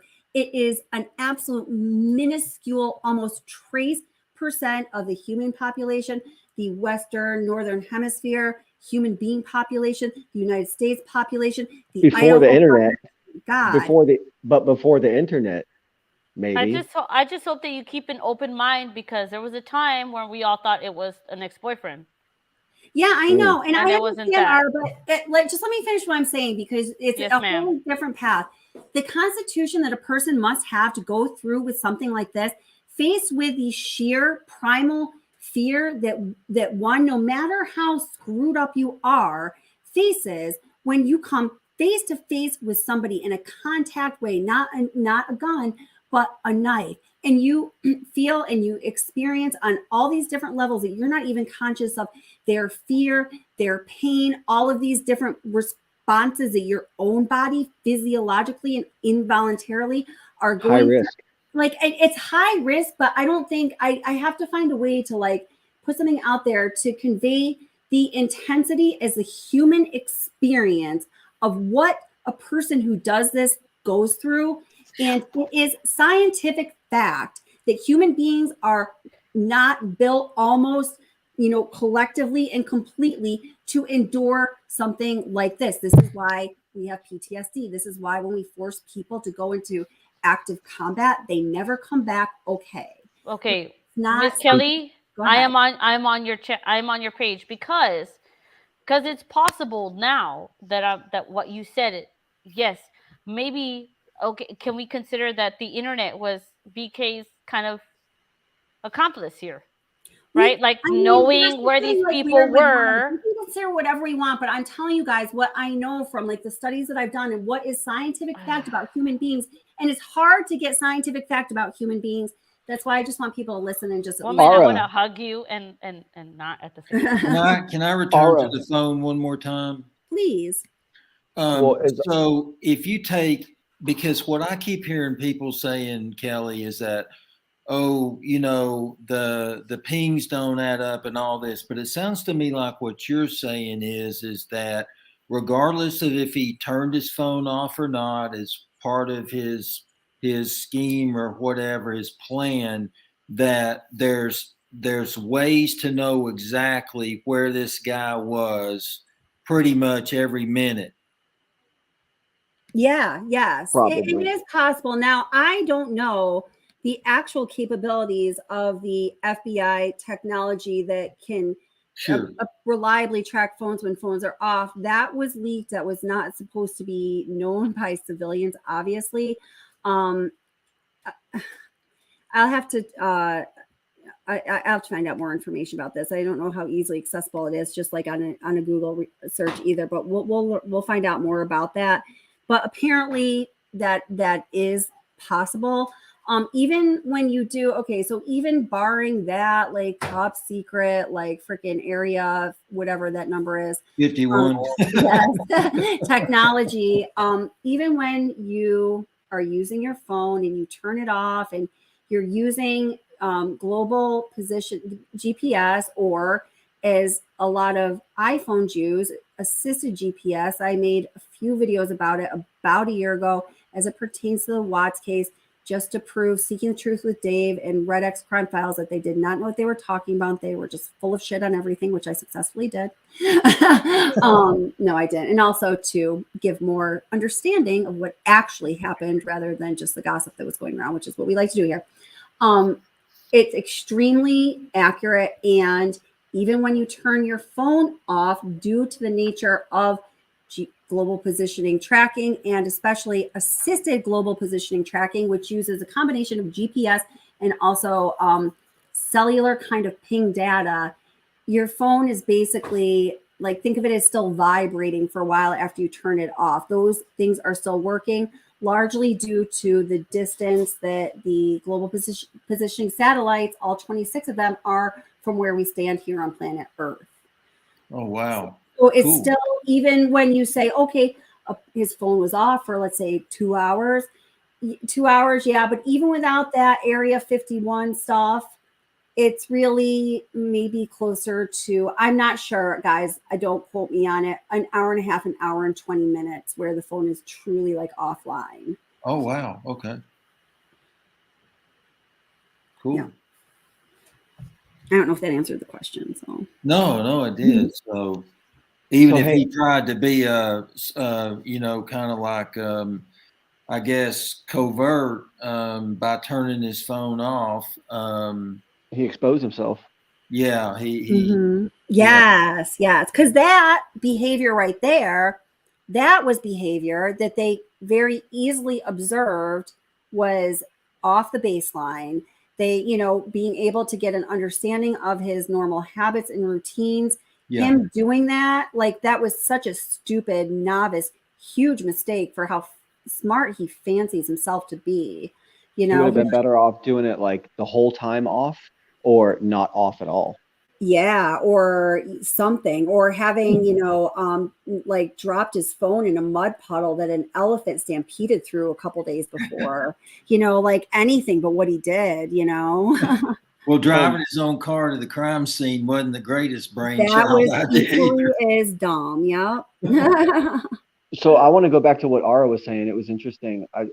Please correct me if I'm wrong, Ara, but were you suggesting the idea that the internet itself, like social media itself as a tool, was what was this guy's accomplice? Yes. Okay.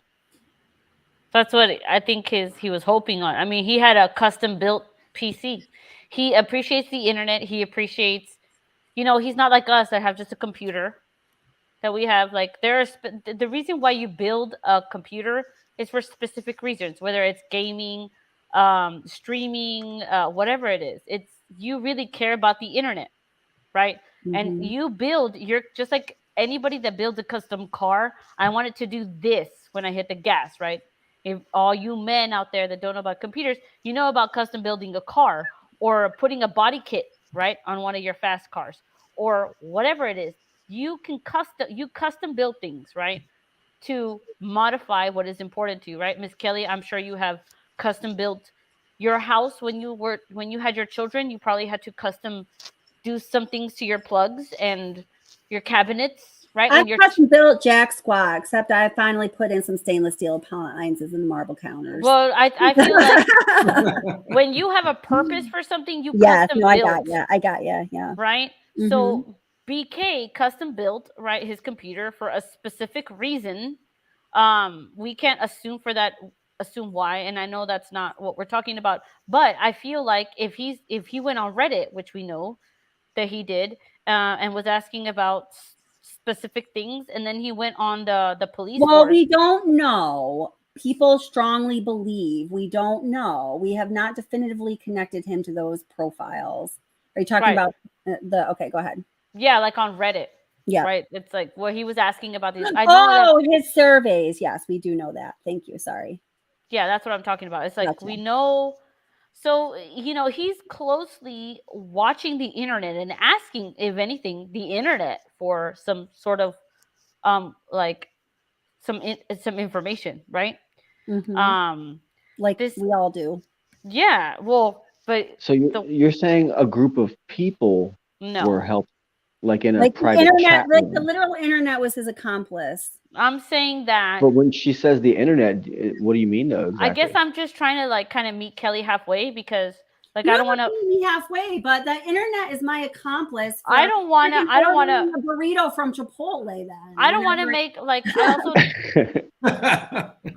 I'm trying to be very careful, right? Because like I don't want to make Kelly upset because this is her I don't platform. know why you're so like sensitive with me. I'm not sensitive. Say whatever the hell you want. It's all good. Yeah. I do say what I want, but like respect is first. My first thing. I feel respected. Just say what you have to say. Well, that's what I am saying. What I need to say. Okay. But what I'm trying to meet her halfway because she teaches me things all the time as well, right? Because like I don't know everything either. Yeah, you're just kind of trying to be generally conservative with the accusations and stuff. That's perfectly fine too. Accusation. I don't even like that word. You see, I'm such a baby. But I do feel like he had help, and it was somebody that was well aware of what these girls were doing. And I'm gonna say it. Fine, I'll say it, sir, because I have no other choice. I think it was someone that is close to the family. So you think it was his dad? No. Oh. Sister. Oh, dad or sister. I mean, I was watching some channel earlier, was a lawyer. He's like, oh yeah, something about Accomplice. And he's like the dad. And then he's like, oops, I should not have said the dad. What I should have said was, and I was like, you obviously, he leaked it obviously for shock value on purpose, but that has nothing to do with you. You know what? Yes, I do think the sister. Yes. Okay. Why? Because she was really tight on the timeline too. And I feel I just don't know much about her, so I'm like just sincerely. Well, she was the one that came out and corrected the police's timeline. Wait, Kaylee's sister? Oh, you're talking about Kaylee's sister? The Congoblis sister, Olivia. Yeah. Oh, okay. Oh, I thought you were talking about BK's sister. No, I'm talking about that. But you see, that's why I don't want to say. You see that? It's fine. It's not disrespectful. I mean, I've heard a few people say that. I just think that y'all be smoking crack or peyote or something. Well, then I'm not going to talk anymore about that. So let's it's okay, you can, but I'm just going to tell you. Then I don't want to talk about it anymore. Let's deep dive into the probability of Kaylee's sister and BK teaming up. I don't want to, right? Because we like Miss Kelly just said, like we're all smoking crack, right? If we think that, I'm not trying to get into that either. Is it completely irresponsible, or is there some kind of bias behind people's? I don't know. This is just my own opinion. This is just my opinion, right? And I've been very conservative about sharing it. So I did. And then so now it's like ridiculous, and it's like people smoking crack and we think that. So like I want to move on. If you want to share it, that's fine. I don't want to share it. Okay. But it needs to be explored though. Why? Because we're in the field of speculation right now. Well, yeah. Do we need a bunny break here? Yes, we do need a bunny break. If anything, it's Gregory. We should be debunking every theory as fast as possible. So I think every single theory should get thrown on the table, and then we should just shoot them down. You can't shoot me down because there are many things that I No. I believe in. Not saying that yours is wrong. Not saying that yours is wrong. But it's okay if it's wrong. I don't want to talk about it. You guys are like literally making me talk about it, and I don't want to. All the theories need to be scrutinized and analyzed. Why? I don't want it. I don't want to. That's why I want to move on. Yeah, all of the theories that are grounded in fact that might have some reasonable, like, I don't know, like. But I know that I'm not the only person that has. I know you're not the only person. That's why I said y'all be smoking peyote, not just you. Well, you see. One of my first suspects was Kaylee's sister. I did not like the way that she was talking to her own mom during the initial interviews. And also her sister was just murdered, but I think she has an abrasive personality in general. She's pregnant, by the way, and she probably was then. So something always set me off about her. Yeah. Mm-hmm. She didn't come off as likable.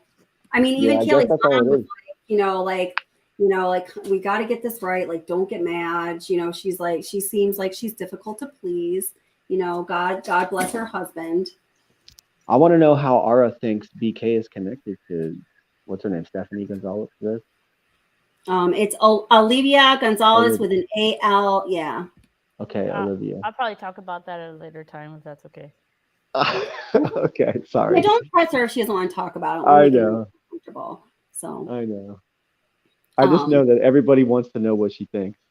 I did, and I don't But want you to didn't. be. I don't want to be told that like everybody else is smoking peyote either. Like, well, I'm sorry. That's how I feel about it. well, I that's think why I don't want to talk about it here. I was just joking. If you I can't take know, it, Miss take it on. Ma'am. Like Okay, I don't know. I don't. People don't want to hear about this. I've already people when we go down this road, people don't want to hear about it. I know that. They don't That's like why it. I don't want to talk about it. And I don't think that there's a single piece of anything to substantiate that she was involved. And I'm sorry. Like, you know how my channel is. I'm sorry. Yes, You felt ma'am. like I were agree with you. talking That's about why. it, but I'm not going to say anything other than like try to make a joke about it because Yes. I think it's absurd. Look, I do. Kelly, I read you because I've been with you forever, and that's why I know that. That's why I don't want to talk about it because I get it. But you know that's such a teaser. It's such a teaser for you to do that. If I ever go live on my channel, then we could talk about it there. But I don't want to do it here because I already know Miss Kelly. Okay, I don't want to talk about this anymore anyway. I'm done yes, with it. Same. Because like people are like leaving and nobody wants to hear this crap. Exactly. Thank you. What's up, Gregory? All right, Kelly. So first, you go first. How strong of a case do you think the state has? Oh gosh, that's a tough one right now. Nobody knows. Yeah, I mean, I think they do have the elements. They do have definitely some DNA. That certainly is a big one. I think the cell data is stronger than people think it is. I saw some comments in chat, and I don't know if you guys, I could totally be wrong, but some people are thinking, oh, his attorney is going to rip up that cell data. I think probably, but I think on redirect, I think the state is gonna freaking like I think they're gonna shatter his world with it. Yes. Cellular data is more reliable and precise and scientifically validated. I think that people realize. I think we kind of have this idea of how it was like 10, 15, 20 years ago. But it's very precise. And also, people are talking about cell pings because they were new for a long time. But there always has been, since there have been smartphones, GPS locating. And GPS locating, it is accurate within, I think it's like 250, well, depending on if you're like, well, this is where AGPS comes in, but this gets too complicated. I have some videos about it. I'll reference them or we'll talk about it another time. But it's really freaking accurate within like a stone's throw, okay? Less than running around the track a couple times. And it's also always within 12 minutes of real time accurate. Now, I don't know if that means anything to anybody because that's how long it takes for the signals here on Earth to bounce up on those satellites way out there in space and to come back in the form of data that is incredibly precise. Yeah. So that's going to be a biggie. And I think he made some stupid mistakes. So now we have a clear human error. And then we also have the connecting car information. And I think it's an extreme. They're gonna. I see problems with it. I have a lot of questions. Some things frustrate and confuse me because I guess I want to know everything all the time. I don't know why I think I'm entitled to that. Well, I really don't. But I just have normal human brain questions. But I think their case is it's almost airtight. Okay. I hope so. Yes. You too.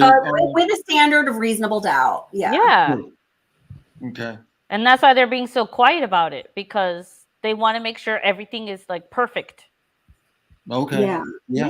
Okay. Because because all they need to do, like we said yesterday, is just put some reasonable doubt in there, and it can go wrong. So people need to be quiet. Right? The people that have the evidence, be quiet because when they go to trial, it's got to be airtight. But it's going to be. And how about you, Validation? Yeah, I just want to see how it all plays out. Okay. It's just this case is so full of anomalies that my mind wants to go into conspiracy land. And not in some way to defend this guy or anything like that, but just I always like to step back away from things and look at the cultural implications of everything that's happening right now. Look at what's making people think. You know, what's it making people? How's this going to affect the way people behave in their interactions with one another in the future? You know, what kind of narrative does a story like this add to our like social interactions as a whole? Well, I mean, And things can that's change why, because Miss Kelly, for a while, she was like, I don't trust the law enforcement. I don't think they're doing this right or whatever, whatever. And then here we go. They found him. And then she I changed did. her mind. Yeah. Of course, I changed my mind. What do I say a few times every live stream? I've been wrong before. I'll be wrong again. I just might be wrong now. Yep. So she was there with you. Yeah. I mean, it's just like it took so many days. There's all this stuff that happens within hours of each other as far as his apartment and this affidavit. There's all this stuff happening. To me, it just screams big picture, like the police are involved, is what I want to think, what I want to believe for some reason in this case. I want to believe that the police are involved. That's interesting. Even on an individual base, like maybe there's one guy that was messing with that house and he was like friends with one of the people that lived there, casually, something like that. Maybe there was some romantic drama and interplay between other frat boys that were hanging around. Well, I mean, if he was applying to be a part of like the law enforcement, what I call it as student teaching, right? So like he was still in college, but he was gonna go. What do you call it? Like not student teaching, but like TA, teacher's assistant. Yes, but not even. He was already a teacher's assistant. He was gonna go help for free. What do you call that? Because in music, you call that internship. Student teaching. Yeah. So with that, he's gonna make friends in the law enforcement. You know, he's gonna make friends in a lot of places. Just like teacher. When I bring in law enforcement into the picture, does that expand the possibility of accomplice speculation? I don't know why I can't get out of my head that he got off on this. Like he did this and he did it, let's say by himself. Cause I can't say 100% he had an accomplice. That's just my opinion. But I mean, I'm okay if I'm wrong because thank God if I'm wrong. Cause I don't have a degree in this shit. Right. So I'm okay with being wrong. My ego is fine. Come at me with music stuff, then my ego will be hurt. But like this is his area of expertise. I think he's just getting off on this in a little bit. And I think maybe his question of was anyone else arrested? He did that on purpose, maybe. I just feel like some people are tending to project other SK's behaviors and notable actions onto this guy because he fits a certain demographic. Well, we don't know if he's an SK. No, but I'm saying people are projecting famous behaviors of famous celebrity SKs, if you will, onto this guy because he fits a specific mold demographically, you know? And I'm just not sure that all of those things can be lumped onto this guy. There might be a little bit of projection there. I'm just saying a lot of people are doing that. I'm not trying to single you out at all or anything. I'm just saying I see a lot of that too. And I don't know exactly how fair it is because does anyone really know? They haven't really given much footage of him talking, you know, for us to have something to grasp onto. Well, that's on purpose because anything he say is going to be freaking dug into. Right? Just dug into, yeah. The media hasn't given us much of the lawyer is going to say, don't say shit.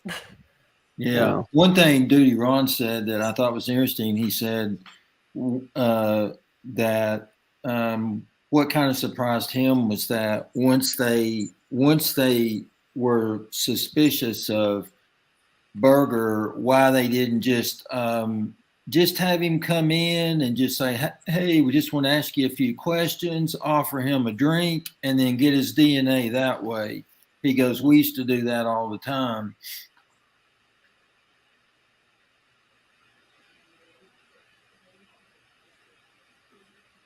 Hello? Yeah, I'm here. Oh, okay. Sorry. Sorry, Marine Chat. What did you say, Gregory? Could you say that again? He just said, Duty Ron said that he was surprised once they were, kind of on to Berger, why they didn't just just have him come in and say, hey, we just want to ask you a few questions, and then just offer him a drink. And then let him go, and then they'd had his DNA, early on. Yeah. That's interesting. That is interesting. I mean, maybe that is interesting. Maybe the only thing that what just is coming to my head, my like brain in the moment, which is kind of what I've always been thinking on what's right or not.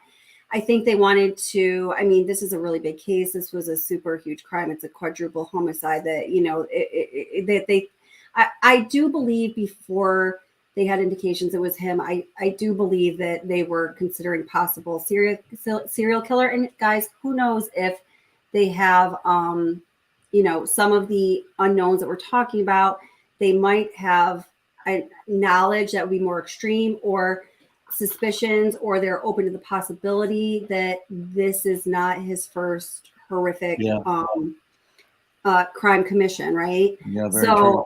I think in, you know, kind of thinking that way, and I think law enforcement would sort of have to think of it that way and handle it that way. They probably wanted to do nothing to tip him off. Yeah, Miss Kelly, I looked up some unalivings at Washington State University, University of State, where Ted Bundy would go to. If not, they were like really close. There were like a few stabbings that had not been solved. Like 5 months ago. Like 5 months ago. There's at least 3 that I know of in the past 3 or 4 years. Yeah. And I'm thinking that, like, and again, just a speculation, because you said it was okay, I could speculate.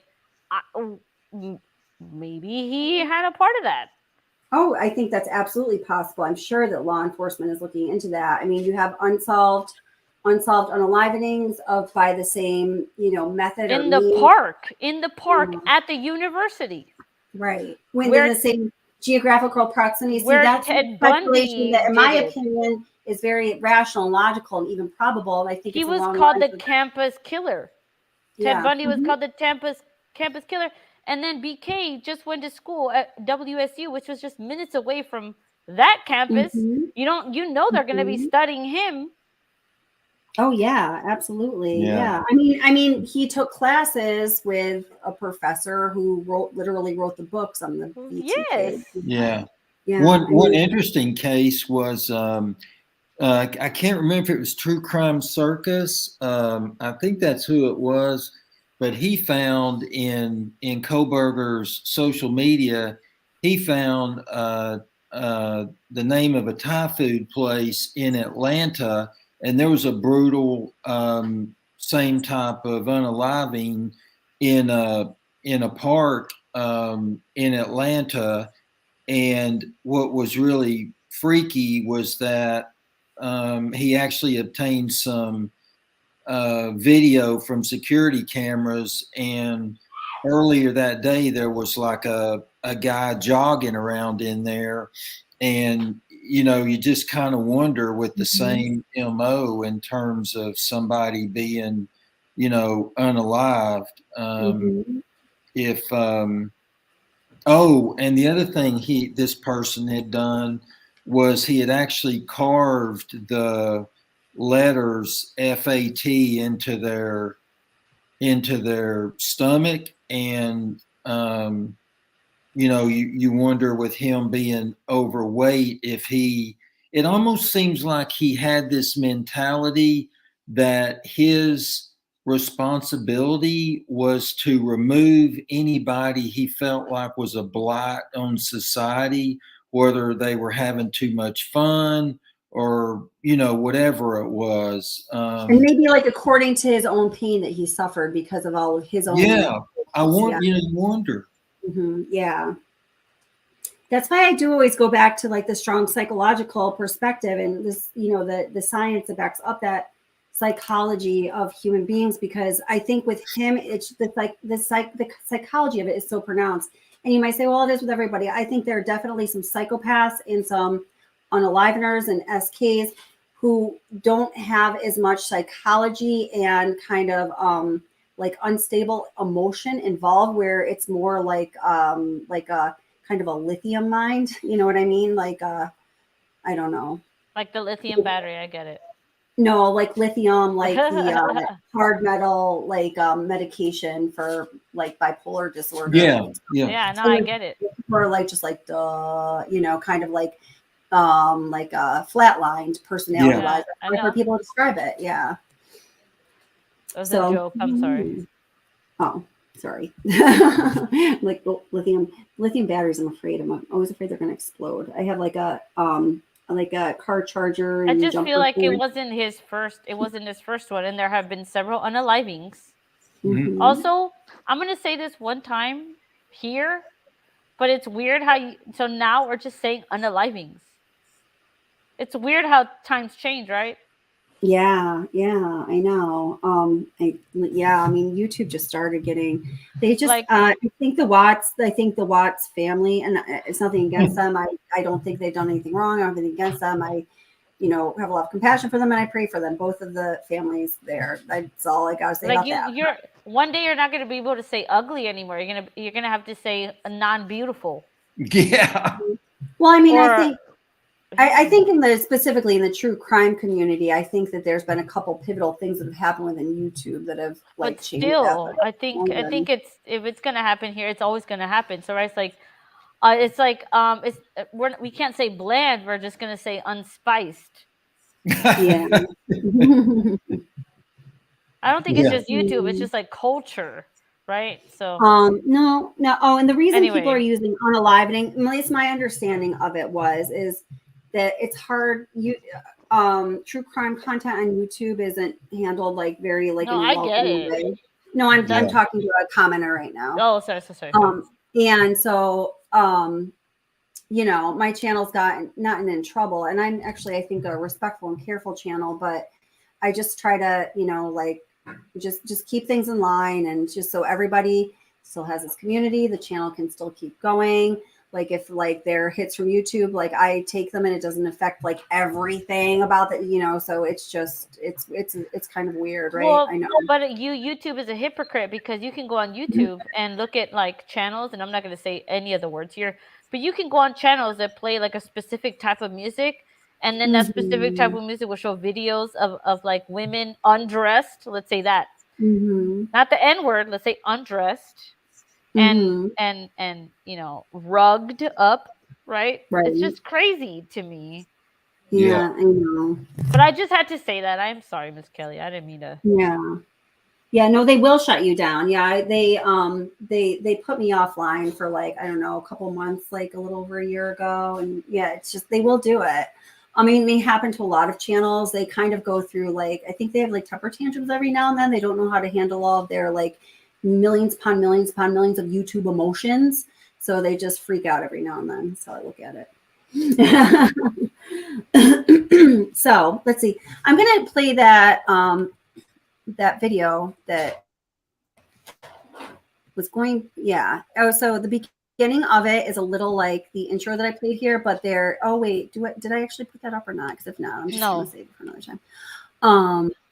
Let me see. Hey, Rosie. It's called More Questions.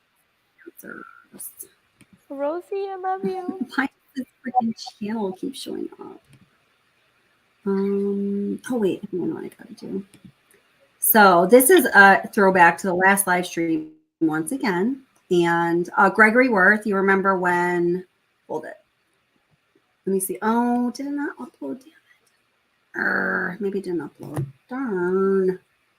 Is it on your channel? Well, I was trying to get it on my channel. Oh wait, did I not? Hold it. Let me see. Reading your comment section here. Yeah, like I've noticed that when I go live, Lex Luthor says, I even think there's new rules on YouTube where no creator can even use cuss words now. I've seen changes in creators' language. Yes, like I've noticed that when I go live and I use cuss words, that I will lose like 5 like subscribers, and then YouTube won't even like. I think it unsubscribes people, and you don't even know that you're being unsubscribed. Oh yeah, I've had that happen. I don't know how the algorithm. Yeah, that's right. Oh my god, I don't know how the algorithm works, but I know it whenever it's going to happen. Sometimes I lost like 15 subscribers like in the last 2 days, and then I was like, what did I do in the last 15 days or last 2 days that was so bad? But it was just because I had one live that I did that I was using bad words, and I was like saying the F word and all this stuff, and then YouTube would just like take people away. Wow. And then a day later, they subscribe back. They're like, "Oh, Ara," they send me emails or whatever. Like, "Ara, I'm sorry, I didn't even know." Yeah. I was like, well, I mean, YouTube? I know if you do go, we'll talk about it another time. But... Yeah. All right, so here, so I'm going to start playing this little video here. So part of the beginning of it looks like that new little intro I have, but pay attention because there's added overlay on it, and it's Stephen Christy Gonzalez speaking. Now, I don't know what to do about most of the video because I haven't put any video to the audio yet, but I have to bring it in this way so you'll hear it. I don't know, I'll figure it out. You guys might just have to be bored. See, all right. But please do listen. Oh, I think I know what I'll do. Okay. Cole, sorry. Cole, you've got to go to bed. Go to bed. Like now. God, I knew this bad idea. No, not 1 minute now. Go to bed now. Did you feed the bunnies? Oh. Okay. Sorry, guys. Take his phone away, then he'll go to sleep. Watch. They have told us that it was targeted, but they told us they can't tell who. We asked specifically, and they said, we'll try to get that information to you. And they got back to us a day or so later, and they said, we're sorry, we can't give you that information. But then a day later, we saw in the news that it was not targeted, or they think the whole house was targeted. But I'll cut to the chase. Yeah. Their means of death don't match. They don't match. Yeah. He doesn't have to go up the steps. Let's stop playing games, guys. I need somebody to step up and be an outfit. Be somebody to be a leader. Don't make me do it.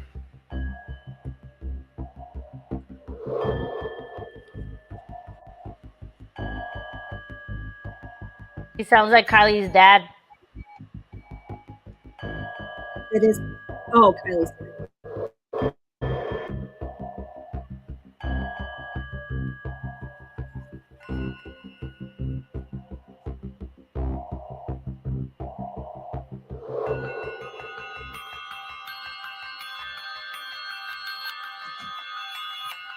Fucking hate that guy.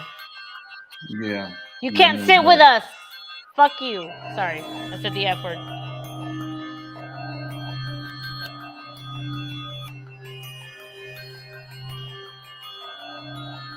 That's horrible. Oh my god.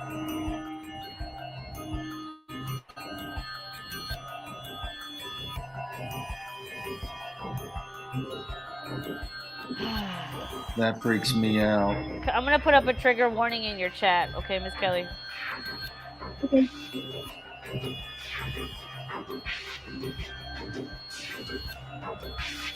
Thank you.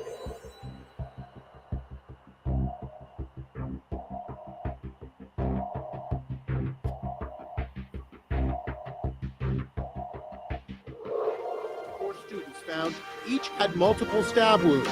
Some had defensive wounds, showing they fought with the attacker. And there was no sexual assault. County Coroner Kathy Mabbutt is describing the murders as personal.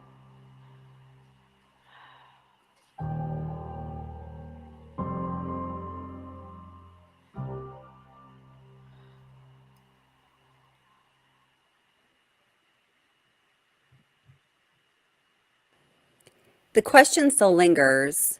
Who was targeted, if anyone, or were several of the victims targeted in the Idaho 4 tragedy? It seems like Stephen Gonzalez was definitely right on this one. The perpetrator, Brian Koberg, did not need to go up the stairs from the second floor to the third. I'm working on the visual and the audio at the same time. Just give me a sec here. Third floor. It is understood, although it has not been confirmed by law enforcement, that Koberger must have entered through the second floor sliding glass door or window that was in ground level, which was on the second floor. I guess there's another possibility in my mind, which would be to come right through the front door if he had something to do with the ordering of the Jack in the Box. late night snack that is said to have been ordered by Zanna, but we will visit that later this week. So if Brian Koberger came in through the first or second floor, he definitely did not need to go up the stairs to the third floor. We can also tell from the probable cause affidavit that Brian Koberger, in my opinion, I firmly believe he was not in the house at 1122 King Road prior to the victims arriving home from wherever they were that evening. The timeline in the probable cause affidavit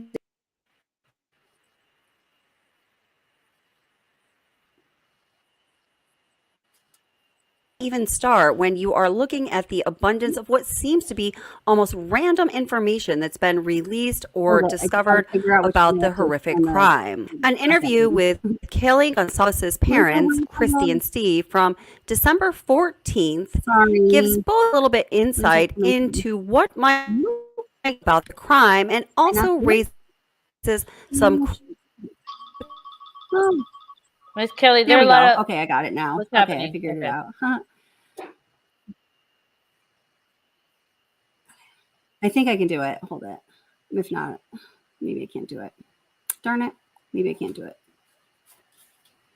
Maybe I can. It was certainly seen on enough video cameras to make a very tight timeline. In my opinion, there is no way he was lying in wait in the residence.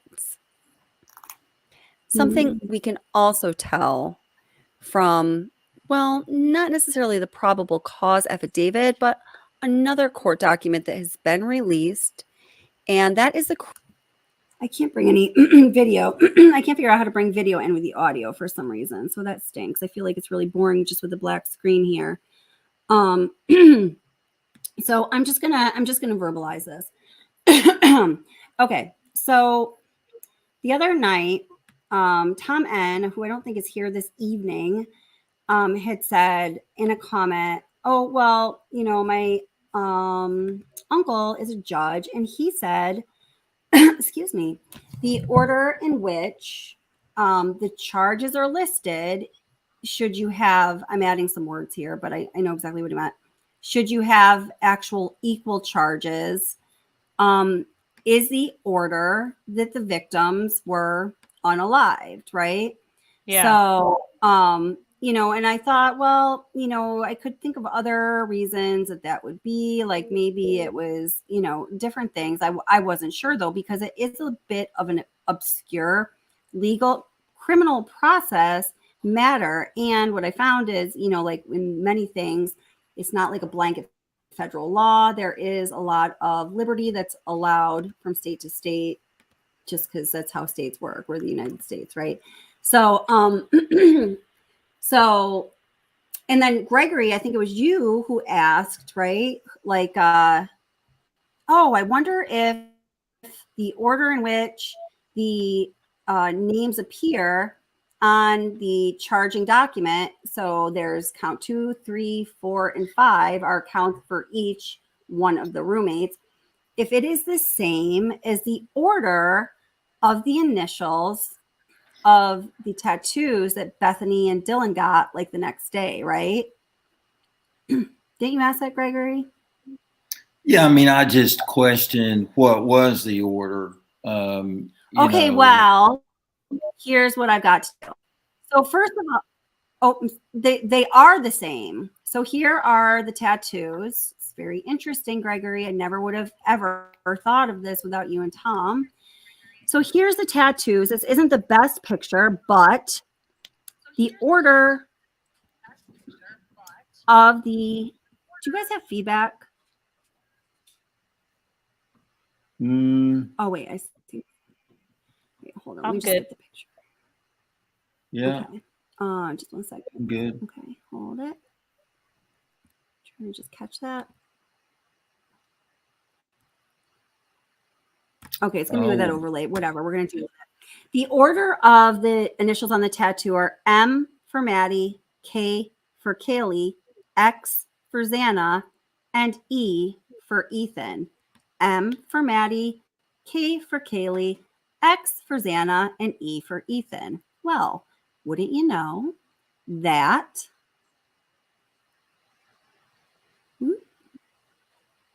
just gonna play this. Okay.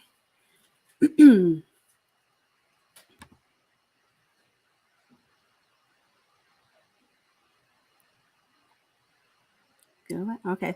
So count 2, M for Maddie, which is the first count for murder. Count 3, K for Kaylee. Count 4, X for Zanna. Count 5, E for Ethan. So okay, that's freaky. Holy, I'm not even gonna say what I was just gonna say. So I was like, I was completely tripped out by this. Again, I never would have observed this if it weren't for you and Tom. So then, as soon as I possibly could, I called. He'd hate me if I say, but so I told you my dad's very highly experienced juror. Like he will know the answer. I said, Dad, so like, say if there's same charges, like say for example in the state of Idaho, like 4 first-degree murder. He's like, are you talking about that Idaho case on your, what's it called, channel again?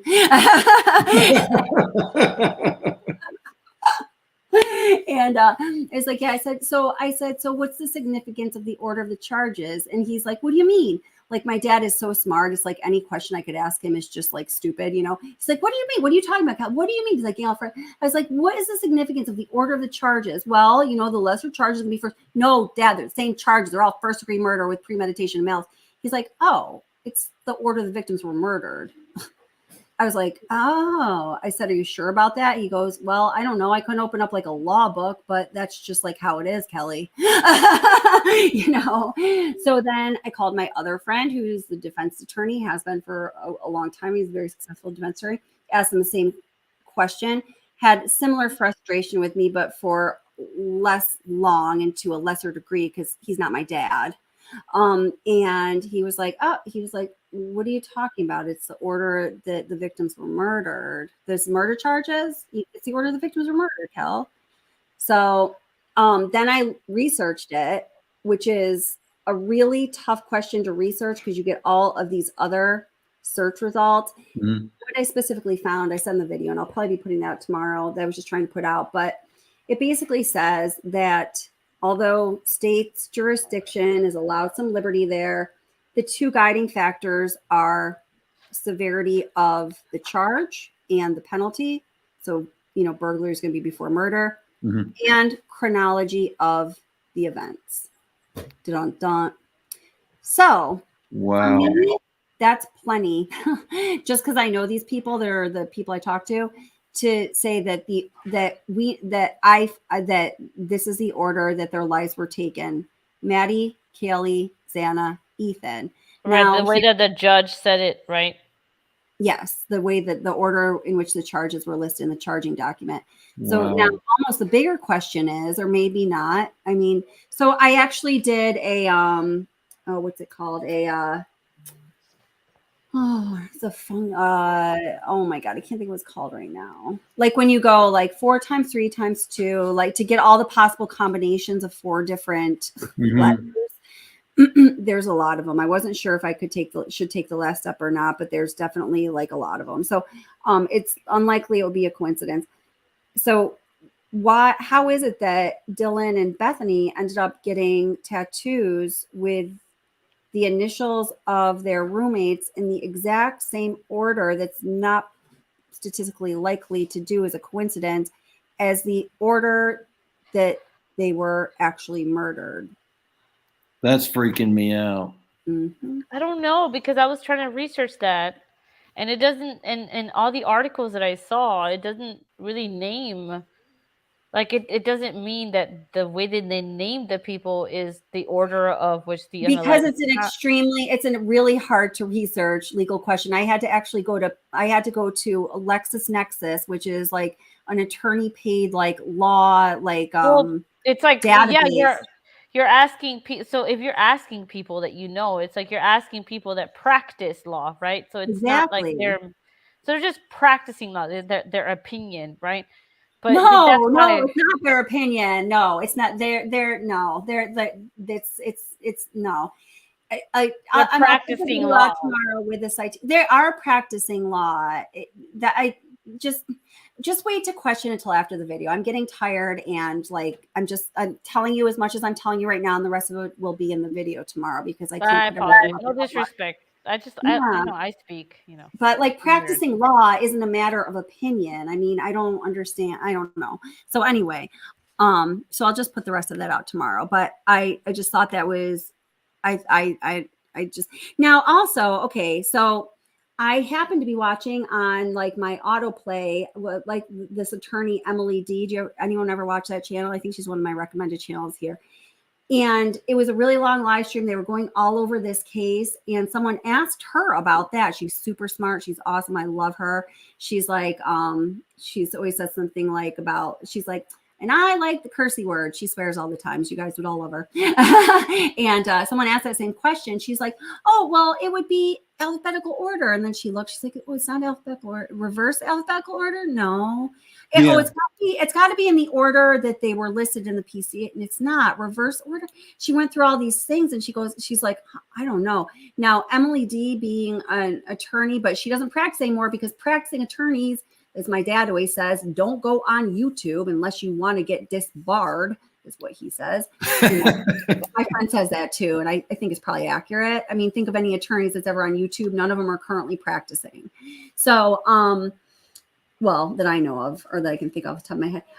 And she really will not speculate. And she just got kind of uncomfortable. She's like, I'm not going to speculate on this, but she was really trying. She couldn't find an answer. And she's like, it's the order. She's like, we can't speculate on that. That's too large a speculation for me. Now, based on whatever her experience was, she may or may not know that, whereas my dad would, because he was the district attorney for 33 years and charged homicides many times. So I don't know. Practicing interpretation of law and how laws, because you have to go in front of a judge.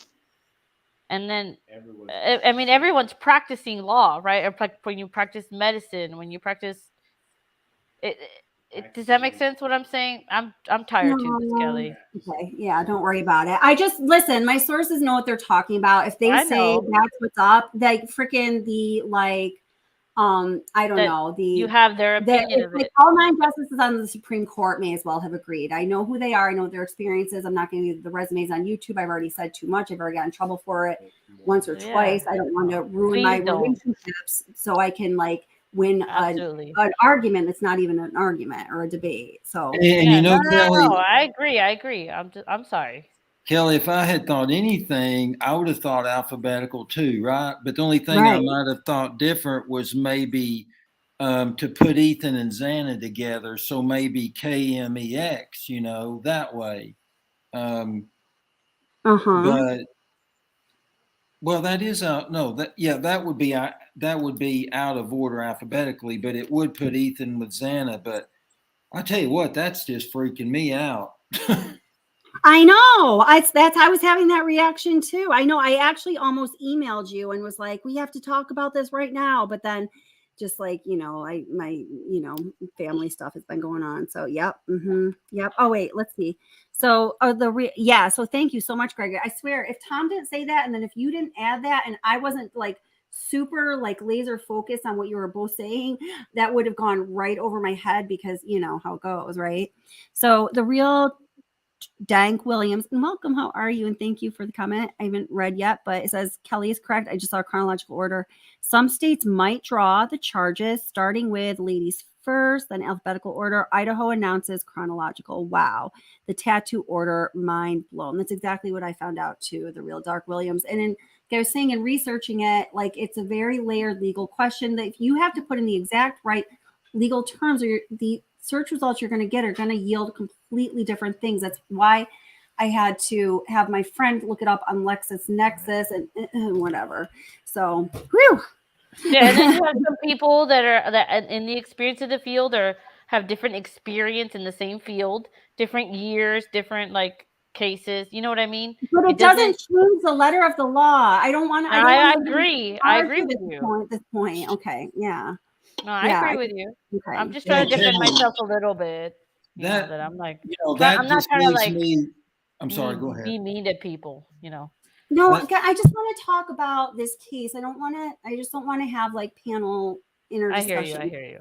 That leaves me with only two thoughts. Number one, they got lucky guessing, or two, Dylan heard the order that they were attacked. I mean, I don't know what else it could be. Yeah. Exactly. That's exactly true. it. I mean, and the coincidence, let's see, let's see. Oh, it's a combination. So a combination, I can't do the math right now. I'm too tired, but let me see if I can Google it really quick. So how many ways can four different, that's important here when you do combination, letters be combined in 4 digits, as we're going to say, or yeah, combined in, okay. We're getting That's into a good way to Google it. Well, really geeky math stuff. This is algebra 2 at least. Okay.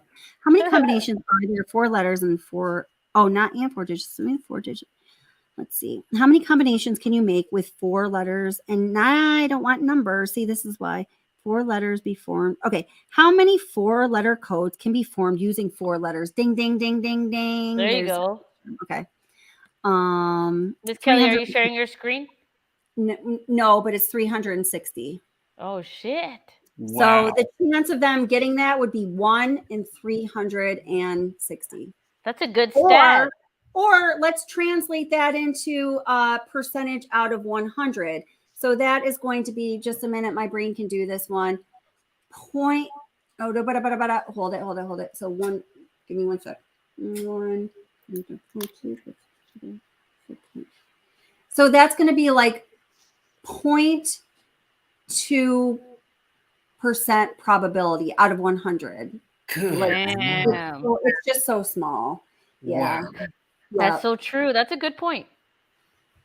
Yeah. So I thought that for me, that was the most significant finding I've heard of.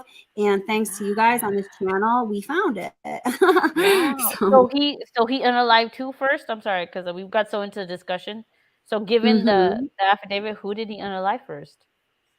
Maddie, Kelly, Zanna, Ethan. Now, Mike makes a good point here. He says, but K and M were a pair and X and E was a pair. So it's natural to put them together. That's true. K and M flows off the tongue better. Well, it's MK. So the order is MKXE.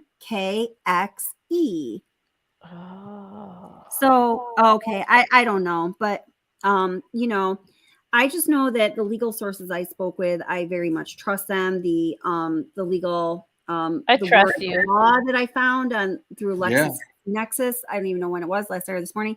I felt like I read it correctly, and I had some other people look at it, and it's really not too open to interpretation. So I believe that is. I just definitively believe that's the order of the charging documents. That's why it is. Now, why they have those tattoos like that? I mean, Mike, it is a point. That is so crazy, though. Damn. But here's the thing that gets me is that knowing now that Dylan's room was directly under Maddie's room. Okay, you've got a 180-pound guy walking around in the room, right? He attacks one person. Okay, so let's say he got Maddie in her sleep, right? But I cannot believe that Kaylee didn't wake up and that was part of the struggle. I really have to question whether Dylan heard a lot more than she, Well, remember that they were all intoxicated, or at least the girls from the truck were intoxicated. We don't know what Dylan's state of mind was. We don't know what she was doing. Yeah. That was something that people really discuss, is that, was there some sort of vaping or alcohol? You don't know how the intoxication level of everybody. Oh, you think they just got lucky on guessing? I don't know what I think at this point. This discussion has really made me rethink a lot of what I thought I knew. Yeah. Which I really appreciate, honestly, these types of discussions. It sure is. I don't know. It's awful, For sure. suspicious to me. I mean, I could see why Ethan I mean, I picture Ethan actually trying to defend Zanna, to some, to some degree. But, and I think that's probably why he was, why he ended up probably, that was the thud against the wall. But, we also wonder, okay, did he,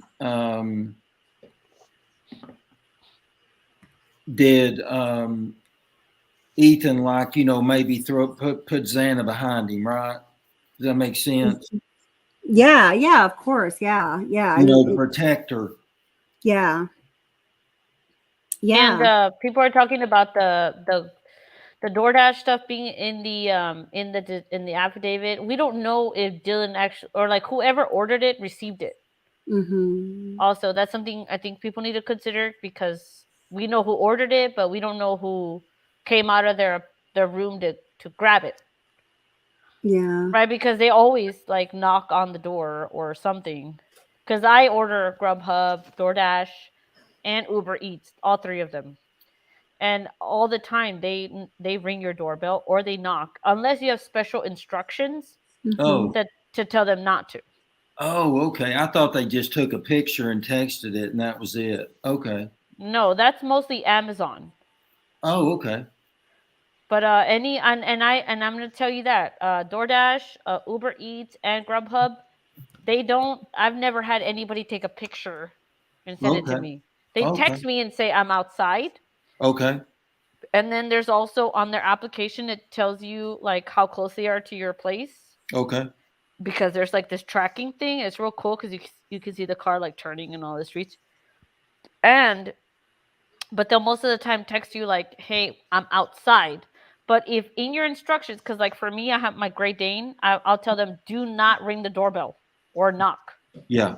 And I've never had any of them knock or ring the doorbell, because in my instructions, it says not to. It says text me when you're here. Oh, okay.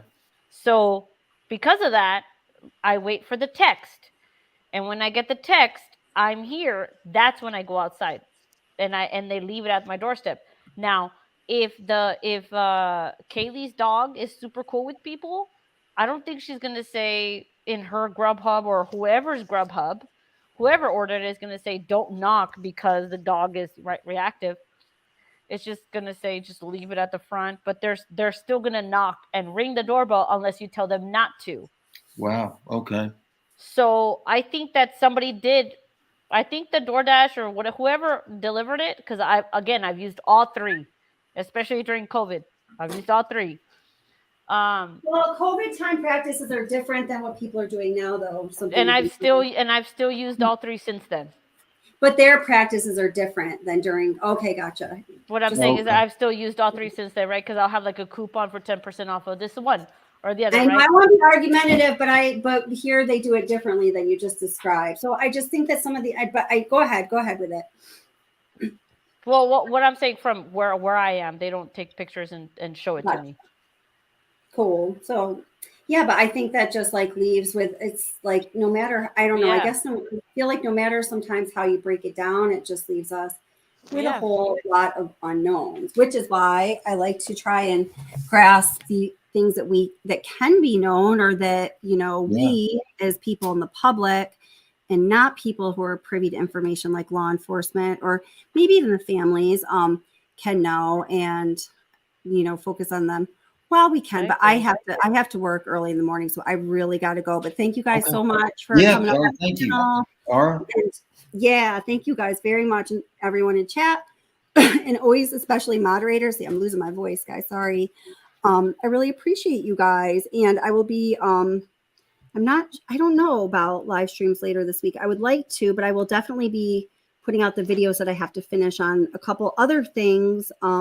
Cool. That I keep telling you that I'm working on, and I have. It's just like it's a lot of stuff to put together and to put out, because it's a little complicated, and I have to rely on outside experts and other sources for this one, because I just within myself am not qualified to make calls on any of this stuff. It's really, really confusing, I think.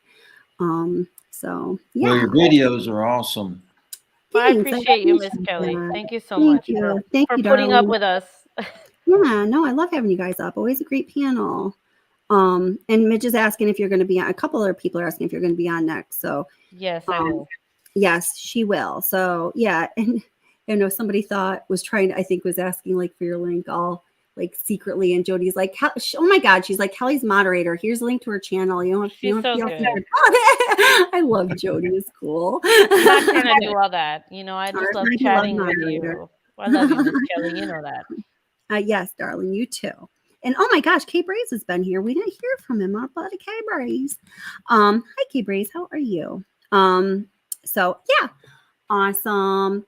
Okay, guys, my brain is starting to not spit out words anymore. So thank you so much for being here. Okay. Be safe and look for those notifications. And yeah, you guys are all awesome. Great comments in chat. I'm gonna go back and read the ones I didn't get to read so much because we were chatting like crazy up here. But make sure to click this like before you leave, y'all. Click the like. Yeah, y'all. And then go over to Ara's, and I think the link should be in chat right now. It's also a featured channel, like on my channel page, wherever that is. I don't even know if you could find that if you wanted to, but it's there. She's recommended. So yeah. Hey, All right, Kelly. Good night. All right. Good night. Good night, Gregory. Thank you so much. Thanks so much, Ara. Thanks, guys. Good night, Ara. Bye. See y'all soon.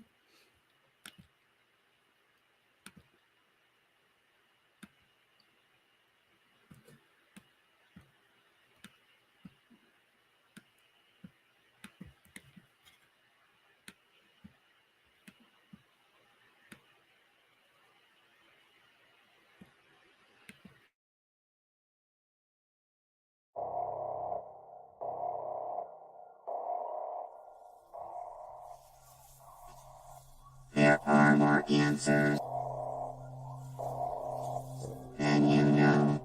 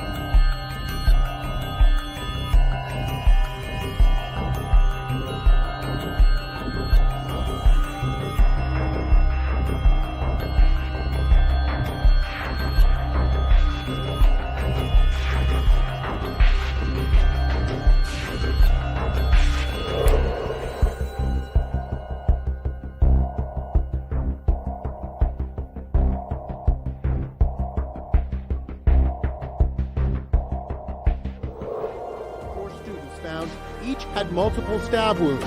Some had defensive wounds, showing they fought with the attacker. And there was no sexual assault. County Coroner Kathy Mabbutt is describing the murders as personal.